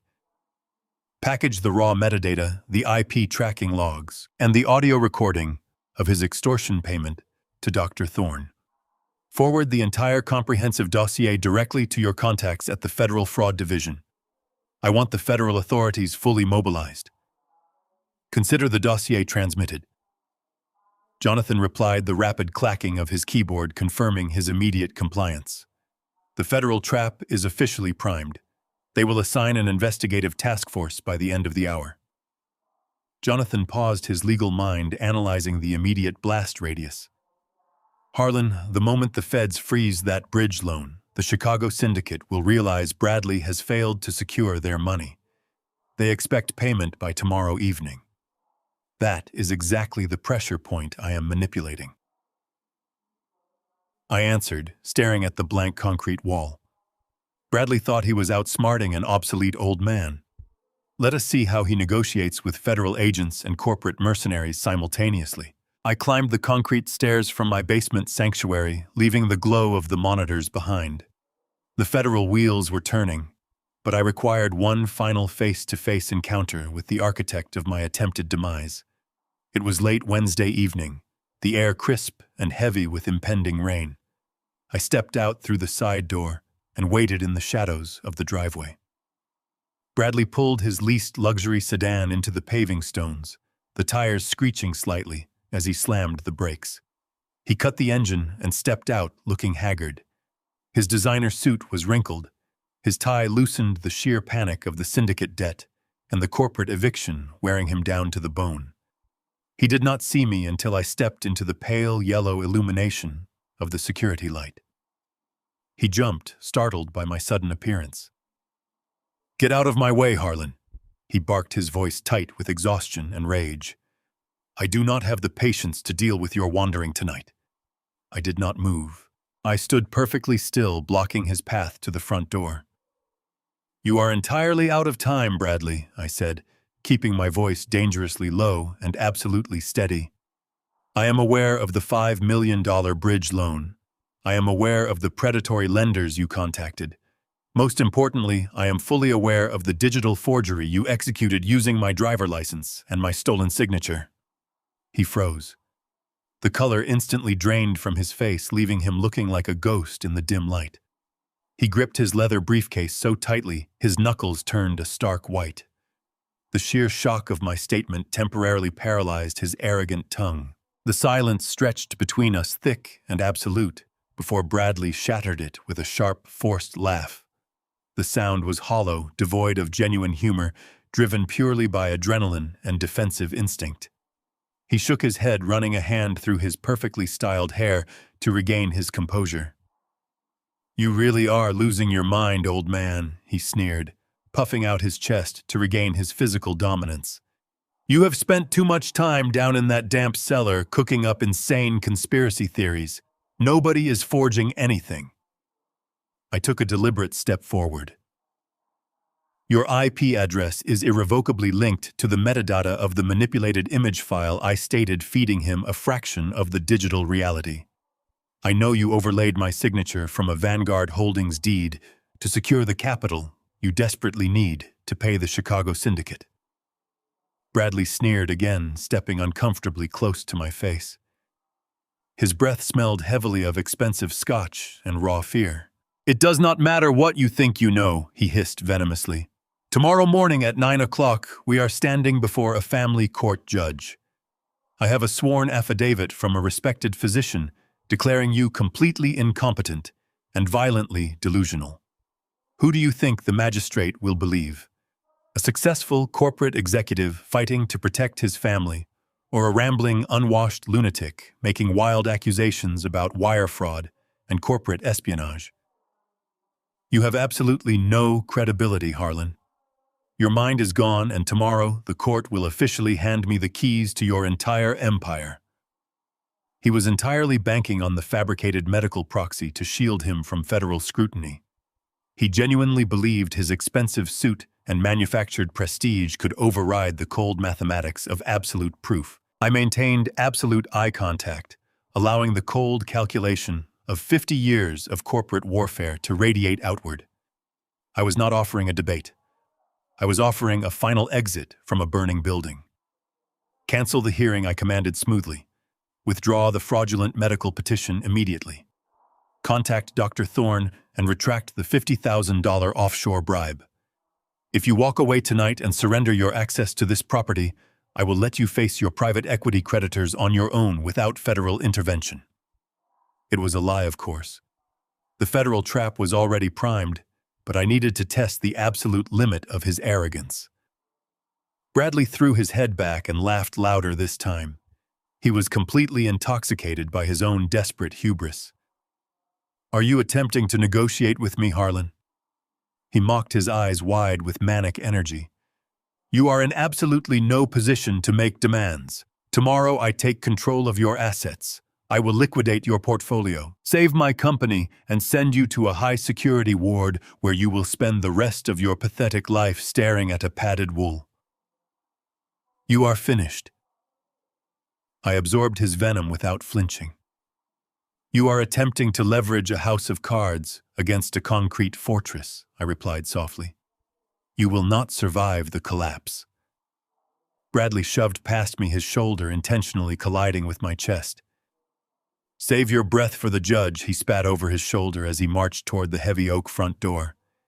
You are going to need a miracle tomorrow. I watched him punch the security code into the keypad and disappear into the house.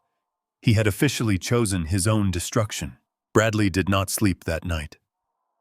Through the ceiling of my basement bunker, I listened to the frantic pacing of his footsteps, crossing the hardwood floors above. He was likely reviewing his fabricated testimony with Monique, rehearsing the tragic narrative of a burdened family forced to institutionalize a beloved patriarch. He was meticulously preparing to lie under oath, completely oblivious to the federal investigators currently dissecting his digital footprint. I turned away from my monitors, the digital traps fully armed and functioning autonomously. I walked to the heavy cedar wardrobe standing in the corner of my subterranean space. I opened the creaking doors and reached past the stained maintenance uniforms I had utilized for my deception. In the very back, sealed in a protective garment bag, hung the bespoke charcoal suit I wore when I orchestrated the hostile takeover of a rival real estate firm a decade ago. It was a garment woven for absolute corporate slaughter. I carefully unzipped the bag, brushing my fingers against the premium Italian wool.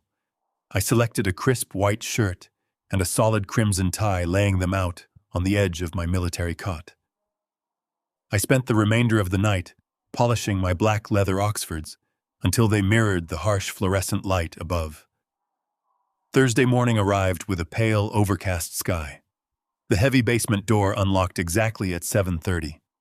I heard the sharp, authoritative knock of the private medical transport team Bradley had hired to escort me to the courthouse. The time for silent observation had officially concluded. I slipped my arms into the tailored jacket, adjusting the cuffs with absolute precision. I was no longer the senile old man confined to the shadows. I was Harlan, and I was going to war. The private medical transport team stood on my front porch, clutching their clipboards, expecting to collect a bewildered, shuffling patient. I opened the door fully upright, buttoning the jacket of my charcoal suit. I instructed the two orderlies to follow my vehicle to the courthouse and walked past them to my waiting sedan. Jonathan was sitting in the passenger seat, his laptop open and actively compiling data. He did not waste time with morning greetings. The Federal Fraud Division processed the raw metadata you extracted from Bradley's executive terminal. Jonathan stated, his eyes locked on the scrolling text. The cybersecurity unit verified the IP address and confirmed the digital signature on the $5 million bridge loan application is a complete forgery. Furthermore, the offshore wire transfer to Dr. Aris Thorne has been successfully intercepted and flagged as a coordinated extortion payment. The evidence is absolutely bulletproof. I navigated the car through the heavy morning traffic, keeping my focus on the road ahead. We had successfully weaponized Bradley's desperation, turning his own corporate network into a federal snare.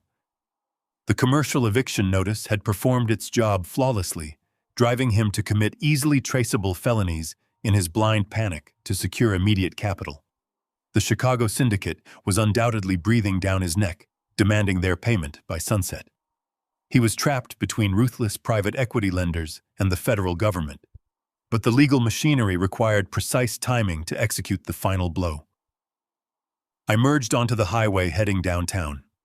"Are the federal agents preparing the indictments?" I asked, checking the rearview mirror to ensure the transport van was still trailing us. Jonathan nodded sharply. "The federal prosecutor has the entire dossier. They are drafting the felony charges for wire fraud, aggravated identity theft, and conspiracy to commit medical extortion right now." Jonathan closed his laptop, but the tension in his posture did not dissipate. He turned toward me, highlighting the fatal flaw in our timeline. "The federal machinery is massive and definitive, but it moves at its own precise, unyielding pace," Jonathan warned, tapping his fingers against the leather briefcase resting on his lap. "The federal magistrate scheduled to review the evidence and physically stamp the arrest warrants will not be on the bench until exactly 10 o'clock this morning." I glanced at the dashboard clock. It read 8:15. "Bradley's emergency competency hearing is officially docketed for 9 o'clock sharp in family court," I replied, calculating the dangerous discrepancy. "We have a 60-minute vulnerability window." Jonathan nodded grimly. "A full hour where Bradley possesses the tactical high ground. He will present the forged psychiatric affidavit from Dr. Thorne directly to Judge Miller. He will use his polished executive persona and Monique's tearful testimony to push for an immediate binding ruling. If the judge strikes the gavel and grants the conservatorship before the federal warrants are signed, Bradley instantly gains legal control over your entire portfolio. He will immediately authorize the release of the $5 million to the syndicate, complicating the federal asset freeze and dragging your estate into a massive criminal forfeiture battle." The stakes were absolute. The entire operation hinged on 60 minutes of courtroom bureaucracy. Bradley believed he was walking into a routine administrative slaughter. He expected me to sit silently while his high-priced legal team dismantled my autonomy and legally erased my identity. I needed to let him step into the arena feeling invincible, completely unaware that a federal strike team was waiting for the clock to strike 10. The synchronization had to be absolutely flawless to avoid total ruin. "You cannot simply present the metadata or the wire transfer receipts to Judge Miller," Jonathan cautioned, as I pulled the sedan into the underground parking garage of the county courthouse. "Presenting federal evidence in a state family court without the sworn federal affidavits will trigger immediate procedural objections from Bradley's legal team. They will file motions to suppress the documents, demanding time to review the digital logs. That delay will give Bradley the window he needs to finalize the conservatorship or flee the jurisdiction entirely. You must keep the federal investigation completely concealed."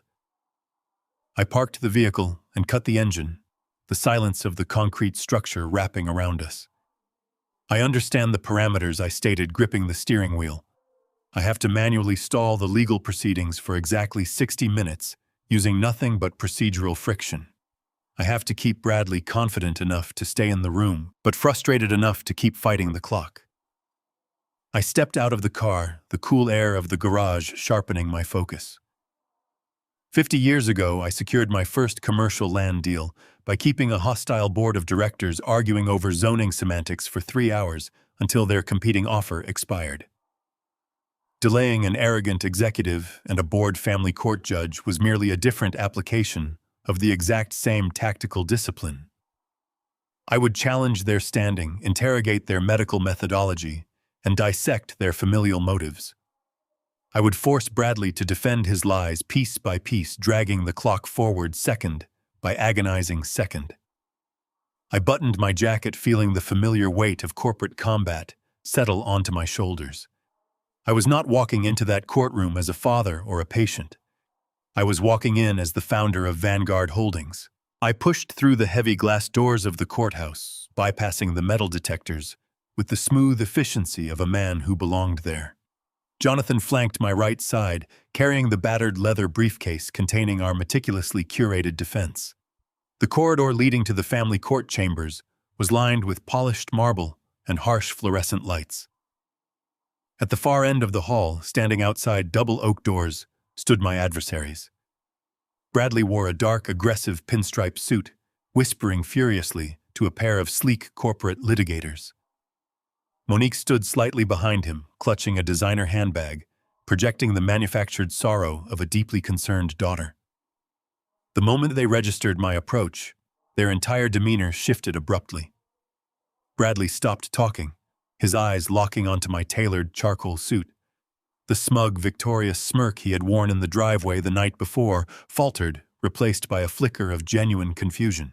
He had expected me to arrive in the physical custody of the medical transport team, broken, heavily sedated, and wearing wrinkled clothes. He expected to look down upon a powerless victim. Instead, he saw the man who had built the concrete foundation beneath his feet. I did not break my stride. I maintained a steady, measured pace, letting the sharp click of my leather Oxfords echo down the marble hallway. Monique shrank back slightly against the wall, unable to maintain eye contact with the man she was actively attempting to destroy. Bradley squared his shoulders, stepping directly into the center of the corridor to block my path. He attempted to project absolute dominance, but the faint tremor in his hands betrayed the crushing weight of his syndicate debt. The psychological warfare had officially commenced, and the clock above the courtroom doors clicked to 8:55. The sharp click of my leather Oxfords echoing against the polished marble floor served as the opening drumbeat of our final confrontation. I did not slouch. I did not avert my gaze or shuffle my feet. I carried the physical authority of a man who had forged empires out of dust and ruthlessness. The bespoke charcoal suit moved with me perfectly, a second skin designed for corporate execution, sharply contrasting the wrinkled, sweat-stained anxiety practically radiating from my son-in-law. Jonathan walked a half step behind my right shoulder, his leather briefcase containing the absolute annihilation of Bradley's future. Monique gasped audibly as I closed the distance between us. Her manicured hand flew to her throat, her eyes widening in genuine, unadulterated shock. She had spent the last 6 months convincing herself and anyone who would listen that I was a decaying relic, incapable of tying my own shoes.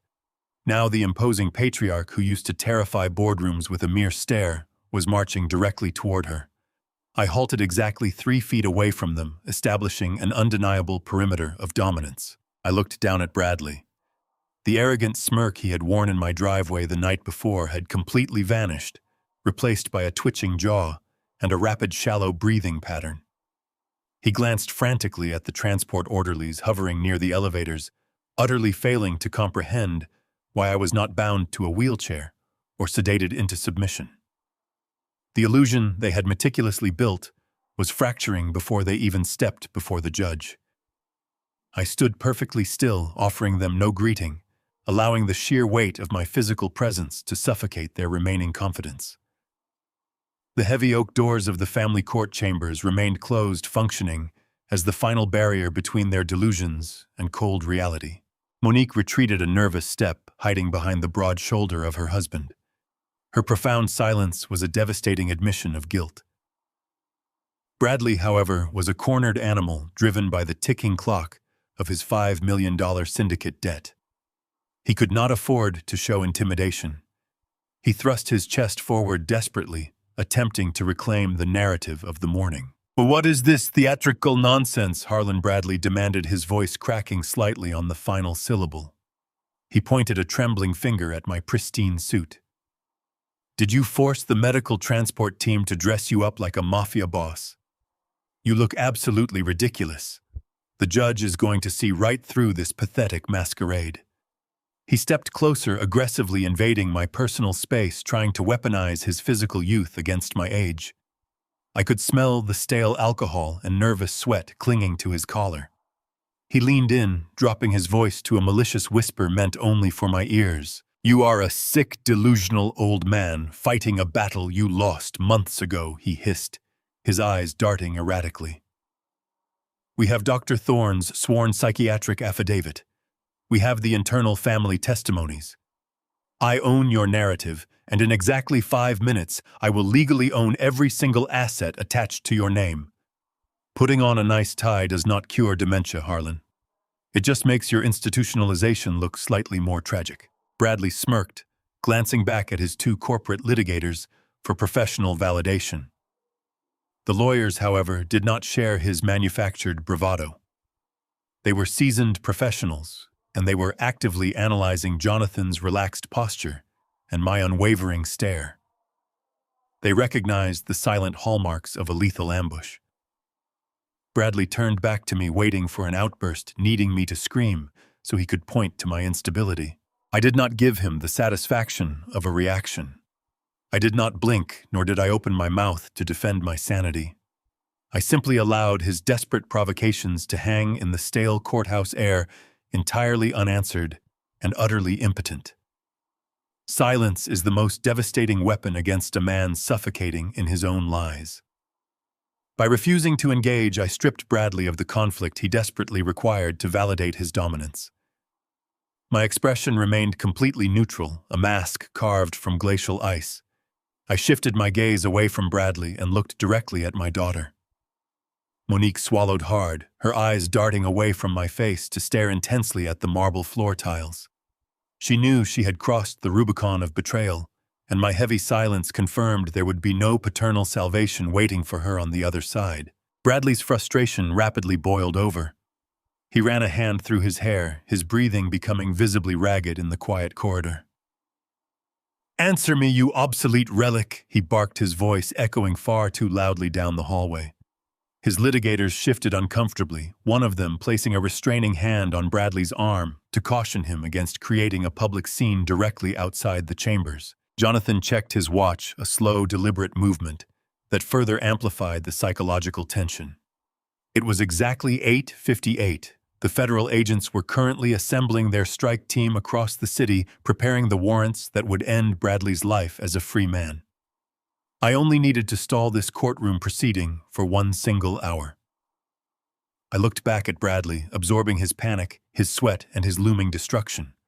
My silence was not a defense mechanism. It was a countdown.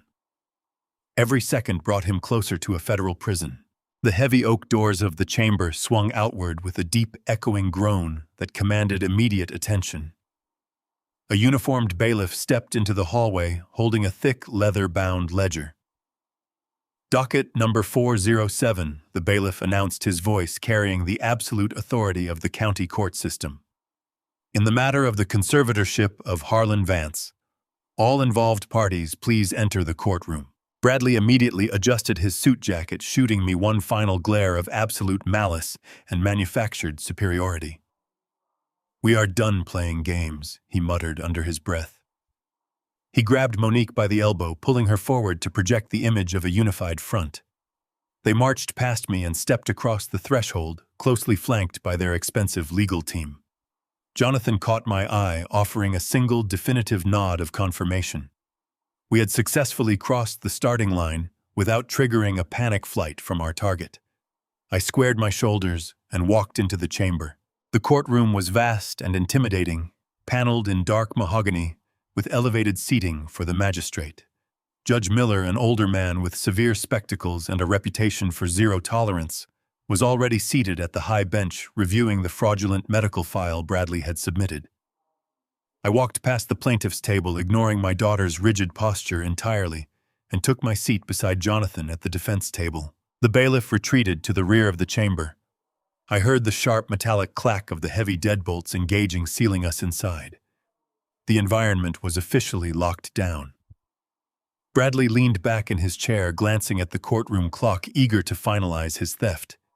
He had absolutely no idea that locking those doors had not trapped me inside with him. It had trapped him inside with me. Judge Miller struck his wooden gavel against the sounding block, the sharp crack slicing through the heavy tension in the room. He adjusted his silver spectacles, his stern gaze sweeping across the mahogany tables, before settling on Bradley's lead litigator. The attorney, a polished man exuding practiced empathy, immediately stood and buttoned his tailored jacket. He approached the center of the courtroom with a slight, sorrowful bow of his head. He did not begin with legal jargon.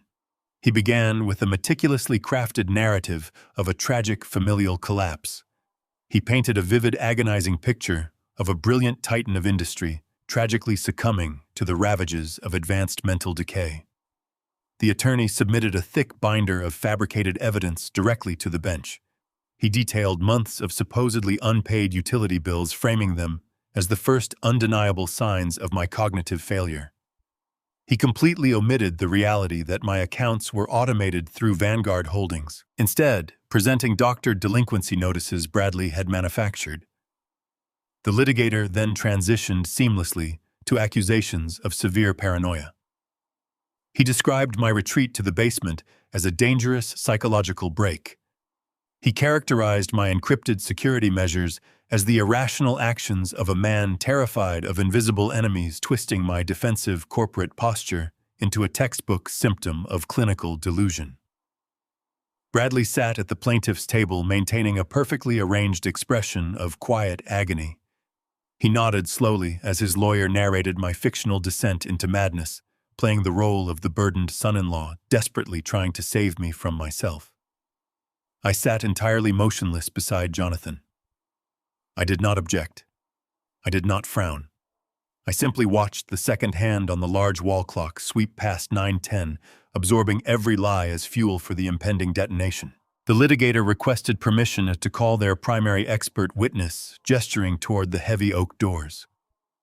Dr. Aris Thorne entered the chamber, projecting the absolute authority of a seasoned medical professional. He wore a conservative tweed suit, carrying a leather-bound portfolio that supposedly contained my extensive psychiatric evaluation. Thorne took the stand, swore the oath with a steady hand, and settled into the witness chair. Under the smooth guidance of Bradley's attorney, Thorne began to dismantle my sanity piece by piece. He spoke of irreversible dementia with clinical detachment, utilizing complex medical terminology to mask the absolute falsehood of his statements. He described a rapid cognitive decay, explicitly diagnosing me with an inability to process reality or manage basic financial decisions. Every symptom he listed was a customized fabrication, explicitly purchased by the $50,000 offshore wire transfer I had tracked directly from Bradley's hidden accounts. Thorne testified that my condition required immediate comprehensive institutionalization for my own physical safety. He claimed I was a severe danger to myself and those around me. Throughout his entire perjury, the doctor kept his eyes firmly locked on the judge or the litigator. He categorically refused to look across the room at the defense table. He knew I was watching him. He could feel the weight of my absolute silence. Bradley nodded encouragingly from his seat, projecting profound gratitude for the doctor's difficult but necessary intervention. The financial trap was closing exactly as Bradley had designed. He had bought the medical authority required to bypass standard judicial scrutiny.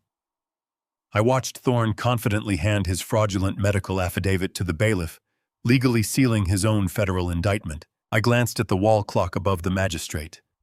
The black hands shifted to 9:25. Bradley's attorney thanked the doctor and called his final witness to the stand. Monique rose from her chair, moving with a fragile, calculated hesitation. She clutched a crumpled tissue in her manicured hand, her shoulders visibly trembling as she took the oath.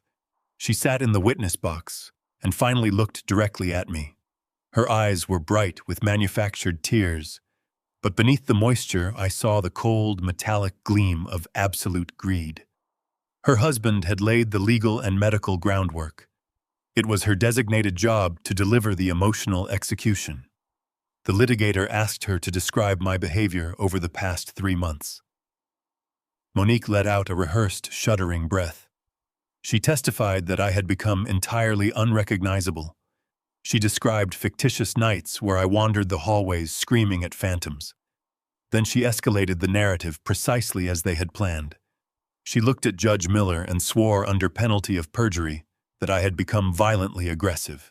She claimed I had physically threatened her when she attempted to bring me food in the basement. She wove a terrifying lie about finding me intentionally setting fire to the kitchen cabinets in the middle of the night, claiming she and Bradley had barely extinguished the flames before the house burned down. She wept openly, burying her face in her hands, stating she was terrified her beloved father was going to kill someone in his confusion. Bradley reached across the table, offering a supportive hand to his grieving wife. She was willing to brand the father who had protected her entire life as a violent homicidal arsonist just to secure the capital required to maintain her fraudulent social status.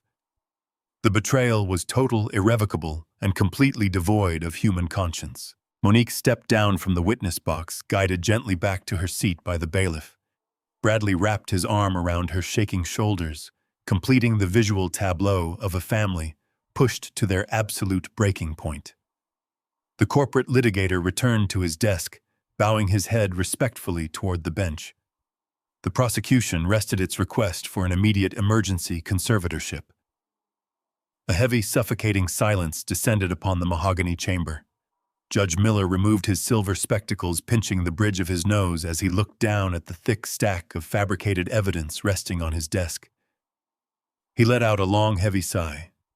He turned his gaze toward the defense table, his stern expression softening into a look of dangerous, patronizing pity. He looked at me not as a man, but as a tragic burden that required swift administrative resolution. Given the overwhelming medical testimony and the severe physical danger presented by the family's sworn statements, I am inclined to bypass standard continuation protocols, Judge Miller stated, his voice resonating with absolute judicial finality. This court has a fundamental obligation to protect vulnerable individuals from their own cognitive decline. He picked up his heavy fountain pen, moving the tip directly over the signature line of Bradley's conservatorship order. If he signed that document, Bradley would instantly gain the legal authority to execute the $5 million wire transfer to the Chicago syndicate. I shifted my eyes from the judge's descending pen to the large clock mounted on the rear wall of the chamber. The minute hand clicked forward with a sharp mechanical thud. It was exactly 9:45. The federal warrants would not be signed for another 15 minutes. I had to rip the momentum away from the prosecution immediately and stall this courtroom. Judge Miller's fountain pen hovered a millimeter above the signature line. The scratching of the nib against the thick parchment would signal the legal death of my autonomy. At exactly 9:46, Jonathan stood up. The sudden scrape of his chair legs against the mahogany floor snapped the heavy silence of the chamber. He did not raise his voice, nor did he display a shred of panic. He projected the absolute clinical composure of an apex predator cornering its prey. "Your Honor, the defense strongly objects to the immediate execution of this order," Jonathan stated smoothly, his voice carrying perfectly across the vast room. He reached down and lifted a massive black leather binder from his briefcase. It landed on the defense table with a resounding authoritative thud that physically jolted Bradley in his seat. The plaintiff's entire petition relies upon a carefully constructed fiction designed to conceal imminent corporate collapse and gross financial malfeasance. Bradley's lead litigator leapt to his feet, his face flushed with indignation. "Objection," the lawyer shouted. "Counsel is attempting to introduce baseless slander to derail a critical medical intervention." Judge Miller lowered his pen, clearly irritated by the interruption. He glared over his silver spectacles. "Mr. Vance's counsel, you are treading on exceptionally thin ice. The medical evidence and family testimony are overwhelmingly clear. The testimony is perjury." "Your Honor," Jonathan countered immediately, never breaking eye contact with the bench. "And the medical evidence was explicitly purchased to facilitate a multi-million-dollar fraud." Jonathan opened the heavy binder, the crisp pages rustling loudly. If the court grants me exactly 14 minutes to present this counter-evidence, I will mathematically prove that my client is not the victim of dementia, but the target of a calculated criminal extortion ring. The judge hesitated, glancing at the clock. It was 9:48. The bait was set. Judge Miller crossed his arms, his skepticism warring with his judicial obligation to review presented evidence. He granted Jonathan permission to proceed, warning that any failure to substantiate these severe accusations would result in immediate contempt charges. Jonathan did not flinch. He extracted a stack of high-definition banking logs from the binder and approached the bench. Bradley shifted violently in his chair, a sheen of cold sweat breaking out across his forehead. He recognized the distinct blue watermark of his offshore financial institution immediately. The prosecution leans entirely on the psychiatric evaluation provided by Dr. Aris Thorne. Jonathan began pacing slowly in front of the witness box, an evaluation that was never physically conducted. My client has not spoken a single word to Dr. Thorne in over 3 years. Bradley's litigator slammed his hand on the table. Another baseless fabrication. Jonathan ignored him entirely, handing the financial logs to the bailiff, who passed them directly to the magistrate. Your Honor, you are looking at the digital receipt of a $50,000 wire transfer. The funds originated from a shell account controlled by Bradley and were deposited directly into a Cayman Islands trust owned exclusively by Dr. Thorne. The transfer was initiated exactly 48 hours before this fraudulent medical proxy was drafted. A collective gasp echoed from the sparse gallery. Dr. Thorne, who was still seated in the first row of the audience, suddenly went completely pale. He stood up, attempting to quietly exit the courtroom. Bailiff, secure the doors, Judge Miller commanded sharply, his eyes locked on the undeniable banking codes. He scrutinized the transaction timestamps, matching them perfectly with the date of the psychiatric affidavit. The entire medical foundation of the competency hearing evaporated in a matter of seconds. Bradley's primary weapon was effectively neutralized. The clock ticked to 9:53. The destruction of the medical proxy sent shockwaves through the plaintiff's table. Bradley's litigators furiously whispered among themselves, realizing their client had actively weaponized them to commit perjury. Monique stared at her husband in mounting horror, the sanitized narrative she had rehearsed completely unraveling. Jonathan capitalized on the chaos instantly.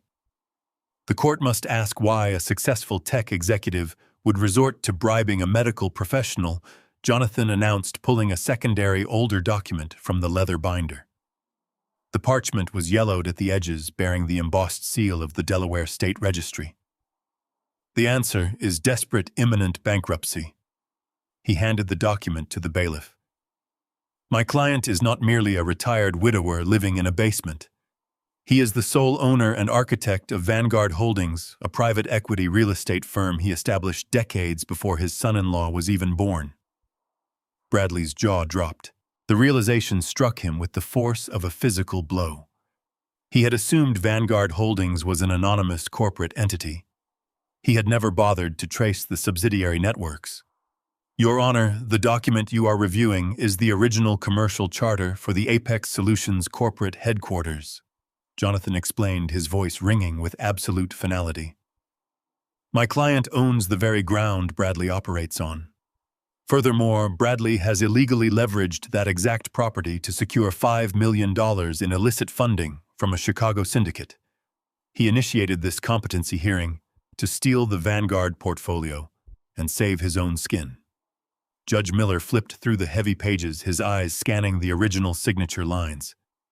He traced the ownership structure from the ghost subsidiaries directly back to my name. The entire courtroom dynamic violently inverted. The fragile old man they were trying to institutionalize was actually the landlord holding the keys to their survival. Judge Miller leaned back in his high-backed leather chair, the heavy Vanguard Holdings charter resting openly on his desk. He meticulously compared the original corporate seals with the financial logs and the fraudulent medical proxy. The silence in the mahogany chamber was absolute, suffocating, and thick with the stench of Bradley's ruined ambition. The magistrate removed his spectacles, cleaning the lenses with a microfiber cloth, as his judicial fury crystallized.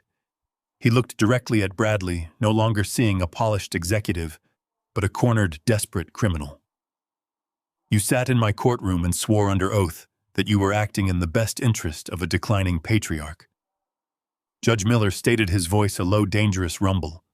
"Instead, you have actively attempted to utilize the family court system to execute a massive, multi-million-dollar corporate theft." Bradley opened his mouth, stammering blindly for a defense that simply did not exist. His expensive corporate litigators simultaneously pushed their chairs away from him, physically distancing themselves from the radioactive fallout of his felonies. Monique buried her face in her hands, realizing her comfortable, manufactured life was officially eradicated. I remained perfectly still, my eyes locked on the large clock mounted on the rear wall. The long black hand ticked forward with a definitive hollow click. It was exactly 10 o'clock in the morning. The 60-minute stalling maneuver was flawlessly completed. Across the city, a federal magistrate was pressing a stamp onto a stack of federal warrants. I slowly stood up from the defense table, smoothing the lapels of my bespoke charcoal suit. I looked directly at my son-in-law, delivering the final, inescapable truth. "Your eviction is absolute, Bradley," I said softly. Suddenly, a heavy synchronized pounding echoed against the locked oak doors of the courtroom. The heavy synchronized pounding against the locked oak doors reverberated through the mahogany chamber like the beat of an executioner drum. The sound was sharp, authoritative, and entirely uncompromising. The bailiff instinctively reached for his radio, his eyes darting toward Judge Miller for instruction. The magistrate did not immediately respond. His gaze remained firmly anchored to the Vanguard Holdings corporate charter resting on his elevated bench. He traced the original embossed seals, his eyes moving from the digital financial logs proving the offshore bribery directly to my face. The sheer scale of the deception crystallized in his mind. He finally understood that the man sitting quietly at the defense table was not a fragile ward of the state, but the apex predator of a vast commercial empire. The color completely drained from the magistrate face, leaving his skin a pale ashen gray. He lowered his spectacles, his voice dropping to a barely audible, terrified whisper. "It is him." He realized that the federal machinery waiting outside was entirely of my design. The pounding on the doors ceased, replaced by a suffocating, absolute silence that settled over the room. The air grew thick and unbreathable. Bradley spun around in his chair, staring at the barricaded entrance with wild, uncomprehending eyes. He looked back at his expensive corporate litigators, seeking a legal shield that had already evaporated. The lawyers remained perfectly rigid, refusing to make eye contact with their client. They recognized the distinctive rhythm of a federal raid. Monique gripped the edge of the plaintiff table so tightly, her knuckles turned bone white. The manufactured tears had completely vanished from her face, replaced by the primal, paralyzing realization that the trap they had so carefully constructed had just slammed shut on their own necks. I slowly pushed my chair back and stood up from the defense table. I straightened my posture, projecting the absolute authority of a man who owned the very ground beneath their feet. I did not address the judge or the terrified lawyers. I directed my gaze entirely at the two people who had attempted to steal my life. "You believed your tailored suits and country club galas could mask the rotting foundation of your non-existent wealth," I stated, my voice echoing across the silent courtroom. "You built a hollow empire on predatory loans and arrogant illusions, Bradley. When the Chicago syndicate demanded their $5 million, you lacked the intellect to save yourself legitimately. Instead, you chose to forge my signature on a commercial bridge loan, committing federal wire fraud to leverage properties you never owned." Bradley shrank back into his leather chair, as if struck by a physical blow. His mouth opened and closed repeatedly, but his vocal cords completely failed him. I turned my attention to my daughter. "And you, Monique, willingly sacrificed your own father to maintain the illusion of high society relevance. You drained your inheritance trust to absolute zero. You stood under oath in this very room and fabricated vicious lies about my mental capacity, hoping to lock me inside a psychiatric ward so you could finance a sinking ship. You both thought my silence was the symptom of a decaying mind. You failed to understand that I was simply allowing you to compile the evidence of your own destruction. I offered you a lifeline in the basement. You laughed in my face and chose to embrace your greed. I am not the architect of your downfall. I am merely the man who removed the final safety net. Judge Miller finally found his voice, gesturing sharply toward the rear of the chamber. Bailiff, open those doors immediately, the magistrate commanded, his tone completely stripped of its former patronizing authority. The uniformed officer rushed down the center aisle, his keys jingling loudly in the suffocating quiet. He disengaged the heavy brass deadbolts and pulled the massive oak doors inward. A team of 6 federal agents stepped across the threshold, moving with the synchronized predatory efficiency of a tactical strike force.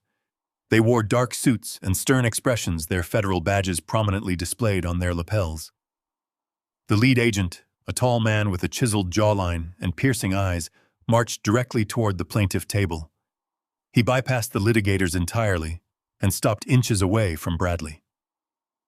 "Are you Bradley Vance?" the agent asked, though his tone indicated the question was merely a mandatory procedural formality.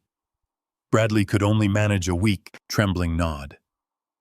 The agent reached inside his breast pocket and produced a thick stack of folded documents, each bearing the undeniable seal of the federal court system. "I have in my possession active federal arrest warrants executed by the United States Department of Justice," the agent announced, his voice ringing with absolute uncompromising power. "You are hereby charged with multiple counts of aggravated identity theft, first-degree wire fraud, and conspiracy to commit medical extortion. We have secured the digital metadata from your executive terminal and intercepted the fraudulent commercial bridge loan application. Furthermore, the offshore wire transfer, intended to purchase a falsified psychiatric evaluation, has been formally seized." The absolute finality of the federal charges hung in the air, a devastating inventory of a ruined life. Bradley stared at the warrants, his chest heaving with shallow, panicked breaths. The lead agent did not wait for Bradley to process the magnitude of his reality. "Turn around and place your hands firmly behind your back," the agent ordered, gesturing for 2 subordinate officers to step forward. Bradley hesitated for a fraction of a second, his eyes darting frantically toward the judge, searching for an impossible reprieve. Finding nothing but cold, judicial disgust, his shoulders finally slumped. The arrogant corporate visionary crumbled into a defeated, trembling shell of a man. He slowly turned around. The sharp, metallic ratcheting of the steel handcuffs echoed painfully loudly throughout the silent mahogany chamber. The sound signified the permanent termination of his manufactured empire. Monique remained frozen in her chair, watching the federal agents secure her husband. Her flawless facade shattered completely as the absolute totality of her situation crushed her. The private equity syndicate would strip their remaining assets within hours. The luxury vehicles, the sprawling mansion, the country club memberships were all instantly gone. She had no inheritance trust to fall back on, and her participation in the fraudulent medical proxy meant federal investigators would soon be knocking on her door to dissect her complicity. She was entirely destitute, legally exposed, and completely alone. She turned her tear-streaked face toward me, her eyes silently begging for the paternal rescue she had so viciously discarded. I looked down at her without a single ounce of hesitation or pity. I did not smile, nor did I display any vengeful satisfaction. I simply adjusted the cuffs of my bespoke charcoal suit, projecting the terrifying calm of a man who had successfully restored order to his domain. The federal agents escorted Bradley out of the courtroom, leaving Monique sitting in the ashes of her own design. The federal indictment moved through the justice system with the ruthless efficiency of a corporate merger. Bradley was denied bail, deemed a severe flight risk due to his offshore financial ties and the looming threat of the Chicago syndicate. Faced with an insurmountable mountain of digital evidence, offshore wire receipts, and the sworn confession of his own corrupted physician, his legal defense immediately collapsed. He accepted a plea agreement to avoid a public trial, securing a mandatory sentence of 25 years in a federal penitentiary for aggravated identity theft and conspiracy. The syndicate quietly absorbed his remaining shell companies, erasing his professional legacy overnight. Monique faced an equally devastating reality. The federal asset forfeiture protocols instantly froze all accounts associated with her name. The sprawling estate, the imported vehicles, and the designer collections were systematically seized and auctioned to compensate the defrauded lenders. Stripped of her manufactured social standing and completely alienated by the elite circles she once desperately courted, she was forced to confront the absolute finality of her choices. Without her trust fund or her husband's illicit capital, Monique relocated to a cramped apartment on the industrial edge of the city. The woman who once openly mocked my modest lifestyle was now working double shifts as a retail clerk, spending her days organizing inventory just to afford her basic utilities. She attempted to call me twice during the first month of her financial ruin. I simply instructed my security firm to permanently block her number. The Vanguard Holdings portfolio remained entirely untouched, insulated by the precise legal mechanisms I had constructed decades ago. I officially dismissed the fraudulent commercial eviction notice and returned to my primary residence, walking through the front doors, not as an obsolete burden, but as the undisputed master of my own domain. Jonathan finalized the expulsion of Bradley's remaining corporate executives, installing a new fiercely loyal board of directors who answered exclusively to me. The chaos of the past 6 months evaporated, replaced by a profound, unshakable tranquility. I spent my mornings on the rear patio watching the sunrise illuminate the expansive, meticulously manicured gardens I had cultivated with my late wife. The heavy silence of the estate was no longer a symbol of isolation. It was the absolute sound of freedom and reclaimed dignity. I had not sought vengeance out of malice or spite. I had simply orchestrated a necessary, definitive correction to a system that had dared to view my kindness as a terminal weakness. I poured myself a fresh cup of dark roast coffee, stepping off the patio and walking out onto the dew-covered grass. I breathed in the crisp morning air, feeling the solid, undeniable earth beneath my feet. I had sacrificed everything to build my family, and when that family chose greed over loyalty, I demonstrated the exact price of their betrayal. The balance was permanently restored, and my legacy was completely secure. Thank you for listening to my story. Please share which city you are tuning in from in the comments section below. If you found value in this life lesson, support the channel by leaving a like and subscribing for more content. I deeply appreciate your support and look forward to seeing you in the next life story.